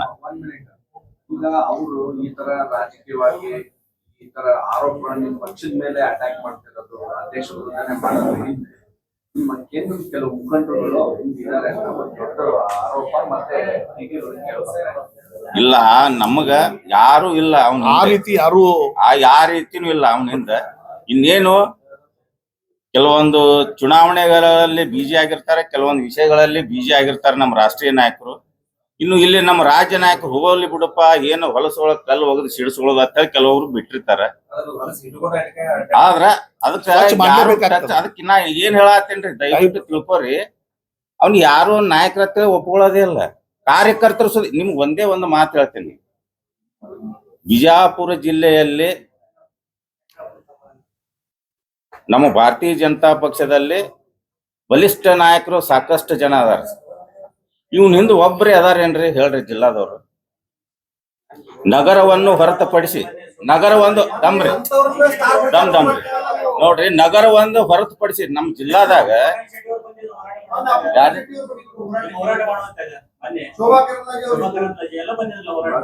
ಅದನ್ನೇ ನಾ ಹೇಳ್ತೇನೆ. ಬಸನ್ನಗೌಡನ ಹಿಂದೆ ಯಾರು ಬಂದಿಲ್ಲ, ಶೋಭಾ ಮೇಡಮ್ ಬಂದಾರ ಅಂತೇಳಿ ಬಂದಾರ ಎಲ್ಲಾರು. ಶೋಭಾ ಮೇಡಮ್ ಅವರು ನಮ್ ವಯಸ್ಸ ನಿಜವಾಗ್ಲ ನಾನು ಹೇಳ್ತೀನಿ. ಆಯ್ತು, ಕಣ್ಣೇರಿ ಮಠದ ಸ್ವಾಮಿಗಳು ಹೋರಾಟವನ್ನ ದಾರಿ ತಪ್ಪಿಸಿದಾರೆ. ದಯಮಾಡಿ ತಿಳ್ಕೊಳ್ರಿ, ದಯಮಾಡಿ ಯಾರಿಗೂ ಗೊತ್ತಿದ್ದಿಲ್ಲ ಸರ್. ದಯಮಾಡಿ ಹೇಳ್ತೇನೆ ಕೇಳ್ರಿ. ಇವ್ರು ಬರ್ತಾರಂತ ಯಾರಿಗೂ ಗೊತ್ತಿಲ್ಲ. ಕಣ್ಣೇರಿ ಮಠದ ಸ್ವಾಮಿಗಳು ಅವ್ರ ಕರೆಗೆ ಬಂದಾರ, ಅವ್ರ ಕರೆಗೆ ಹೋಗೊಟ್ಟು ಬಂದಾರ. ಅವ್ರು ಕಣ್ಣೇರಿ ಮಠದ ಸ್ವಾಮಿಗಳು ಇವರು ಇಮಿಡಿಯೇಟ್ ಆಗಿ ಇದ್ರ ಪ್ರೆಸ್ಟೀಜ್ ಸ್ವಾಮಿಗಳಿಗೆ ಎಲ್ಲಾರಿಗೂ ಹೋಗ್ತೈತಿ, ನಾ ಇದ್ರಲ್ಲಿ ಜೀರೋ ಆತೇನೆ ಬಾ ಅಂತೇಳಿ ಅಂದು ಮತ್ತೊಂದು ಇವ್ರು ಏನ್ ಮಾಡ್ತಾರ ಅಹೋರಾತ್ರಿ ಅಂತೇಳಿ ಅವ್ನು ನಡ್ಬಾರ್ಕ್ ಹೋಗಿಸಿದ್ರಿ ಇವ್ರು. ಅವಾಗ ನಮ್ಮ ಕೇಂದ್ರ ಮಂತ್ರಿಗಳು ಇದ್ದಾಗ ಅನಿವಾರ್ಯವಾಗಿ ಅಹೋರಾತ್ರಿ ಇಲ್ಲೇ ಇದ್ರು ಅವ್ರ ವಸ್ತಿ ಇದ್ದಾಗ ಅದನ್ನ ಅನಿವಾರ್ಯವಾಗಿ ಭಾಗವಹಿಸ್ಬೇಕಂತ ವಹಿಸಿದ್ರು. ಅವಾಗ ಕೇಂದ್ರ ಮಂತ್ರಿಗಳು ಅದಾರ ಅಂತೇಳಿ ನಮ್ಮ MP ಅವರು ನಮ್ಮ ಜಿಲ್ಲಾದ ನಾಯಕರು ಭಾಗವಹಿಸ್ಯಾರ. ಅದನ್ನ ನೀವು ಯಾವಾಗಲೂ ಇದನ್ನ ಶಾಣೆತನ ಮಾಡಿ ತಲೆ ಉಪಯೋಗಿಸಿ ಹಿಂಗ ಉಪಯೋಗ ತೋತಾನ, ಪಕ್ಷ ಉಪಯೋಗ ತೋತಾನ, ಪಕ್ಷಕ್ಕೆ ತಿರುಗಿ ಬೀಳ್ತಾನ, ಇಷ್ಟೇ ಮತ್ತೇನೇನಿಲ್ಲ. ಬಿಜೆಪಿ ವಿರುದ್ಧ ಹೋರಾಟ ಯಾರ್ರೀ? ಅದೇ ಅನಿವಾರ್ಯ ಹೇಳ್ಬೇಕಾಗ್ತದೆ. ಈ ಬಿಜೆಪಿದು ನಿಜಕ್ಕೂ ಹಕ್ಕು ವಿರೋಧಿ ಹೋರಾಟನೋ ಅಥವಾ ಯತ್ನಾಳ್ರ ವಿರುದ್ಧ ಬಿಜೆಪಿ ವಿರುದ್ಧ ಯತ್ನಾಳ್ ಹೋರಾಟ? ಇಲ್ಲ ಇಲ್ಲ, ಇದು ನಿಜವಾಗಲೂ ನಮ್ಮ ಕೇಂದ್ರದ ಸರ್ಕಾರದ ಡೈರೆಕ್ಷನ್ ಏನಿದೆಯಲ್ಲ, ಈ ಹೋರಾಟದ ನಾವು ಮಾಡತ್ತೀವಿ ನಮ್ಮ ಪಕ್ಷದ ಇದ್ರಿಂದ. ಇದು ಪಕ್ಷದ ಅಂಡರದೊಳಗೆ ನಡೀತಕ್ಕಂತ ಹೋರಾಟ ಇದು. ಇದು ಆದ್ರೆ ನಾವು ಮಾಡ್ತಾ ಇದ್ದೀವಿ. ಇವ್ರು ಏನ್ ಮಾಡ್ತಾ ಇದಾರೆ, ಒಂದ್ ಬ್ಯಾರೆ ಹಾದಿ ಹಿಡಿಸ್ಲಿಕ್ಕೆ ತಮ್ಮ ಒಂದು ಇದನ್ನ ಕ್ರೆಡಿಟ್ ತಗೋಬೇಕು. ವಫ್ ವಿರೋಧ ಹೋರಾಟ ನಮ್ಮದೇನು ವಿರುದ್ಧ ಏನಿಲ್ಲ. ನಾವು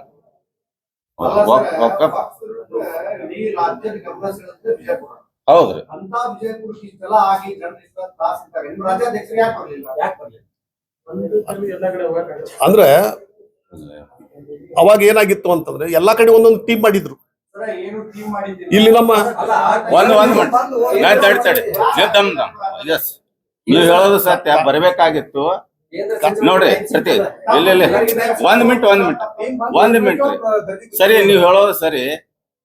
ರಾಜ್ಯಾಧ್ಯಕ್ಷರು ಇಡೀ ರಾಜ್ಯದಾಗ ಎಲ್ಲಾ ಜಿಲ್ಲೆಗಳಲ್ಲಿ ಹೋರಾಟ ಮಾಡಲಿಕ್ಕೆ ಅವರು ಆದೇಶ ಮಾಡಿದ್ರು. ಅದ್ರ ಪ್ರಕಾರ ಹೋರಾಟಗಳನ್ನು ನಾವು ಮಾಡಿದ್ವಿ. 1 ಮಿನಿಟ್ ಸರಿ 1 ಮಿನಿಟ್. ಇಲ್ಲ ಫಸ್ಟ್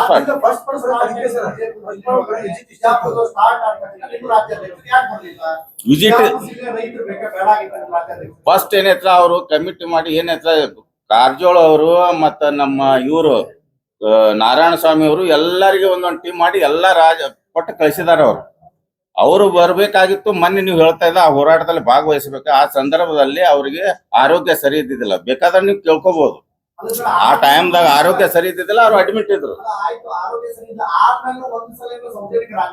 ಈಗ ಮೊನ್ನೆ ಕರೆದಿದಾರ, ಮೀಟಿಂಗ್ ಮಾಡಿದಾರ, 3 ತಂಡಗಳನ್ನು ಮಾಡಿದಾರ. ಅವರು ಬರ್ತಾರ, ಈಗ ಬರ್ತಾರ್ರಿ ಅವ್ರು. ತಂಡದಲ್ಲಿ ಬರ್ತಾರೆ. 4ನೇ ತಾರೀಕು ಅವ್ರು ಬರ್ತಾರ ಅಂತ ಇಲ್ಲ ಡಿಸೆಂಬರ್ 4ರಿಂದ ಪ್ರವಾಸ ಐತಿ. Hello hello hello hello hello hello hello hello ಇಲ್ಲ ಅದಾದ್ರೂ DK ಶಿವಕುಮಾರ್ ಅವರು ವಿಷಯ ಅಂತ ಹೇಳ್ತಾರೆ. ವಿಜೇಂದ್ರ ಅವ್ರಿಗೆಲ್ಲ ಹೋರಿ ವಿಜೇಂದ್ರ ಅವ್ರ ಗೆಲ್ಲಾಕ DK ಶಿವಕುಮಾರ್ ಅವರು ಭಿಕ್ಷೆ ಕೊಡ್ತಾರೆ. ಸರಿ, ಇವನು ಎಲ್ಲದಕ್ಕೂ ಇದನ್ನೇ ಅಪಾದನೆ ಮಾಡ್ಕೊತೆ ಹೋಗವನು. ಈಗ ಇಲ್ಲಿ ನಾವು ಉತ್ತರ ಇಲ್ಲ, ಏನ್ ನೀವು ಹೇಳೋ ಸತ್ಯ. ಈಗ ಎಲ್ಲದಕ್ಕೂ DK ಶಿವಕುಮಾರ್ ಅವರು ವಿಜೇಂದ್ರ ಗೆಲ್ಲಿಕ್ಕೆ DK ಶಿವಕುಮಾರ್ ಅವ್ರಿಗೂ ಭಿಕ್ಷೆ ಆಯ್ತು. ಈಗ ಸರಿ ಈಗ ನಾ ಒಂದ್ ಮಾತು ಹೇಳ್ತೀನಿ, ಇಡೀ ಜಿಲ್ಲೆಯ ಜನತೆಗೆ ಗೊತ್ತೈತಿ. ಇಲ್ಲಿ ಹೇಳ್ತಾರ ಜನ, ಕಾರ್ಯಕರ್ತರು ಯಾರೋ ಮಾತಾಡ್ತಾರ. ಬಸನಗೌಡ ಏನೈತಲ್ಲ MB ಪಾಟೀಲ್ ಭಿಕ್ಷೆ ಅಂತ ಹೇಳ್ತಾರ. ಆದ್ರೆ ಜನ ನಂಬೋದು ಬಿಡೋದು ಅವ್ರಿಗೆ ಬಿಟ್ಟು ವಿಷಯ. ಹೌದಲ್ಲ? ಹಿಂಗೆ ಅದು ಒಬ್ಬರ ಮೇಲೆ ಅಪಾದನೆಗಳು ಮಾಡ್ಕೋತ ಹೋದ್ರೆ ಬಸನಗೌಡ MB ಪಾಟೀಲ್ ಭಿಕ್ಷೆ ಅಪಾದನೆ ಜಾಸ್ತಿ. ಅಪಾದನೆ ಅದು ನೋಡ್ರಿ ಸತ್ಯ. ಈಗ MB ಪಾಟೀಲ್ ಇನ್ನೂ ಕೂಡ ಭಿಕ್ಷೆ ಅಂತ ಎಂದು ಹೇಳಿಲ್ಲ. ಅವ್ರು ಹೇಳಿಲ್ಲ. ಆದ್ರೆ DK ಶಿವಕುಮಾರ್ ಅವರು ನೇರವಾಗಿ ಹೇಳಿದ್ದಾರೆ, ನಾವು ಪಟ್ಟಂತ ಭಿಕ್ಷೆಯಿಂದ ಆಯ್ಕೆ ಆಗಿದ್ದಾರೆ ಅಂತ ಹೇಳಿ ನೇರವಾಗಿ ಹೇಳಿದ್ದಾರೆ. ಈಗ MB ಪಾಟೀಲ್ ಎಲ್ಲಿ ಒಂದ್ ಕಡೆ ನಾವು ಭಿಕ್ಷೆ ಆಗಿಂದ ಅವ್ರ ಆಚೆ ಅಂತ ಹೇಳಿಲ್ಲ. ಅವ್ರ ಒಳ್ಳೆತನ ಐತ್ರಿ, ಅವ್ರ ಒಳ್ಳೆತನ ಇಲ್ಲ. ಇಲ್ಲ, ನಾ ಹೇಳದ್ ಅದೇ, ಅವ್ರಿಗೆ ಒಳ್ಳೆತನ ಐತ್ರಿ. MB ಪಾಟೀಲ್ ಒಳ್ಳೆತನ ಐತಿ, DK ಶಿವಕುಮಾರ್ ಅವ್ರಿಗೆ ಒಳ್ಳೆತನ ಇಲ್ಲ. ಇಲ್ಲ ಕರೆಕ್ಟ್, ನಾನು ಹೇಳಿದ್ದೀನಿ. ಪೊಲಿಟಿಕಲ್ ಇದು ಐತ್ರಿ ಅದು. ಆಕ್ಚುಲಿ ಅದು ಸಿದ್ದರಾಮಯ್ಯ ಮೇಲೆ ಇವ್ರ ಮೇಲೆ ಕೆಲವೊಂದು CBI ರೇಡ್ ಇವಾಗ ಅದನ್ನ ಆ ಟೈಪ್ ಒಂದು ಅಲಿಗೇಷನ್ ಮಾಡಿದ ಅಷ್ಟೇ ಅವನು DK ಶಿವಕುಮಾರ್.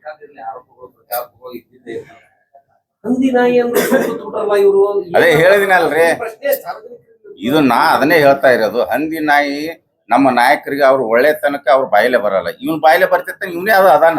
ಅದಕ್ಕೆ ಆಗಲೇ ಹೇಳಿಬಿಟ್ಟಿದ್ದೀನಲ್ಲ. ಧನ್ಯವಾದಗಳು.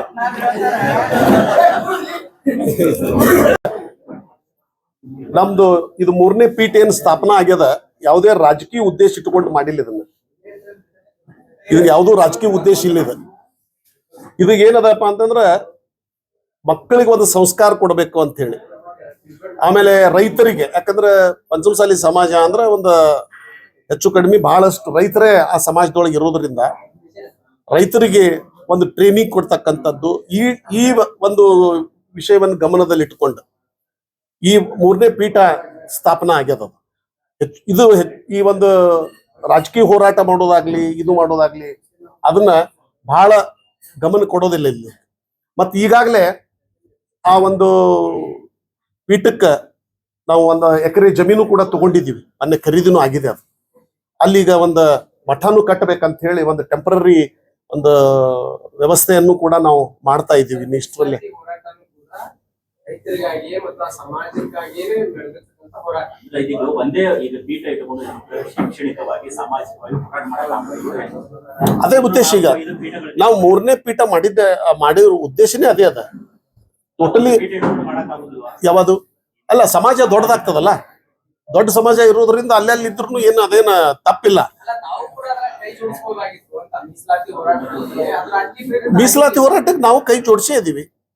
ಈಗ ಆ ಒಂದು ಹೋರಾಟದಿಂದ ನಾವು ಹಿಂದೆ ಉಳಿದಿಲ್ಲ.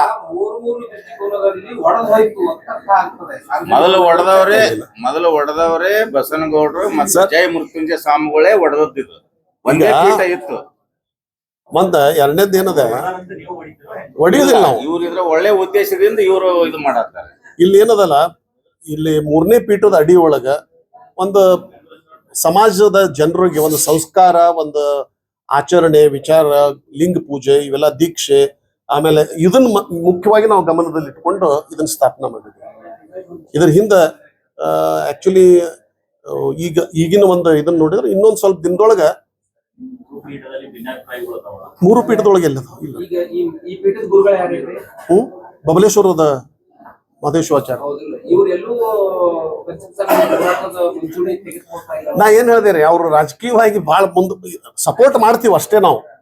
ಈಗ ಒಬ್ರು ಹೋರಾಟವನ್ನ ಮಾಡ್ತಾ ಇರುವಾಗ ಎಲ್ಲರೂ ಅಲ್ಲಿ ಹೋಗುದು ಸಪೋರ್ಟಿಂಗ್ ಆಗಿ ನಾವು ಅದೀವಿ, ಆ ಹೋರಾಟಕ್ಕೆ ಸಪೋರ್ಟ್ ಅದೀವಿ. ಅಲ್ಲ, ಅಲ್ಲಿ ಆ ಹೋರಾಟದ ಉದ್ದೇಶ ಬೇರೆನೇ ಇದ್ದು. ಒಂದನೇದ್ದು ಅವಾಗ ನೀವು ನೋಡಿದಿರಿ ಏನಾಯ್ತು, ಕಾಂಗ್ರೆಸ್ ನ ಲೀಡರ್ಸ್ ಇದ್ದುಕೊಂಡು ಬಿಜೆಪಿ ಯಡಿಯೂರಪ್ಪನ ಇದು ತೆಗಿಬೇಕು, ಬಿಜೆಪಿ ತೆಗಿಬೇಕು ಅನ್ನೋ ಉದ್ದೇಶ ಇಟ್ಕೊಂಡು ಅಲ್ಲಿ ಹೋರಾಟ ಆಯ್ತು. ಆ ಉದ್ದೇಶ ಹಿಂಗಾಗಿ ಏನಾಗ್ಬಿಟ್ಟದ ಅಂತಂದ್ರೆ ಇದು ಹೋರಾಟ ಹಂಗ ಮುಂದುವರ್ಕೋತ ಬಂದ್ಬಿಟ್ಟದ. ಸೊ ಇದಕ್ಕೆ ನಮ್ಮ ಸಮಾಜದವರು ಕೂಡ ನಾವು ಒಂದು ವಿಚಾರ ಮಾಡ್ತೀವಿ, ಅದನ್ನ ಒಟ್ಟಿಗೆ ಸೇರ್ಕೊಂಡ ಯಾವ ರೀತಿಯಾಗಿ ಹೋದ್ರ ನಮಗ ನಮ್ಮ ಗುರಿ ಮುಟ್ಲಿಕ್ಕೆ ಸಾಧ್ಯದ ಅಂತಕ್ಕಂಥದ್ದನ್ನು ಕೂಡ ವಿಚಾರ ಮಾಡ್ತೀವಿ. ಹೆಂಗಂತಂದ್ರೆ ನಿಮ್ಮ ಸಮಾಜದ ಮೀಸಲಾತಿಗೊಂಡಿರೋ ಜಯ ಮೃತ್ಯುಂಜಯ ಸ್ವಾಮೀಜಿಗಳು ನೀವೊಂದ್ ಪೀಠ ಮಾಡಿ ಸಮಾಜದ ಜನರನ್ನ ಈ ಕಡೆ ತರಕ್ ಮಾಡಕ ನಮ್ ಜೋಡಿ ಬಂದ್ರೆ ಅವ್ರನ್ನ ನಾನು ಕರ್ಕೊಂಡು ಹೋರಾಟ ಮಾಡ್ತೀನಿ ಅಂತ ಹೇಳಿದ್ರು ಸರ್. ಅವ್ರ ಜೊತೆ ನಾವು ಇಲ್ಲ ಅಂತ ಇಲ್ಲೇ ಇಲ್ಲ, ನಾವಾದ್ರೂ ಹೋರಾಟಕ್ಕೆ ಹೋಗಿವಿ, ಆಮೇಲೆ ಮನವಿ ಕೊಟ್ಟಿವಿ, ಎಲ್ಲ ಮಾಡಿದೀವಿ. ಯಾಕಂದ್ರೆ ಇದು ಸಮಾಜದ ಇದು ವಿಷಯ ಬಂದಾಗ 2A ಮೀಸಲಾತಿ ಎಲ್ಲರಿಗೂ ಬೇಕಾಗ್ಯದ. ಸಿಕ್ತಿತ್ತಂದ್ರೆ ಅದಕ್ಕೆ ನಾವು ಕೈ ಜೋಡಿಸ್ಲಿಕ್ಕೆ ಯಾವುದೂ ನಮ್ದು ಅಭ್ಯಂತರ ಇಲ್ಲ. ಆದ್ರೆ ಇದು ರಾಜಕೀಯ ಇದು ಆಗ್ಬಾರ್ದು, ರಾಜಕಾರಣ ಆಗ್ಬಾರ್ದು. ಅದ್ರಾಗ ಅದು ನಮ್ದು ಮುಖ್ಯವಾಗಿ ನಾವು ಗಮನಿಸ್ತಕ್ಕಂಥ. लेटेस्ट न्यूज अपडेट्स के लिए YouTube एक्सप्रेस को सब्सक्राइब कीजिए, साथ में बेल आइकॉन को भी क्लिक कीजिए, साथ ही साथ लाइक, शेयर और कमेंट करना ना भूलिए।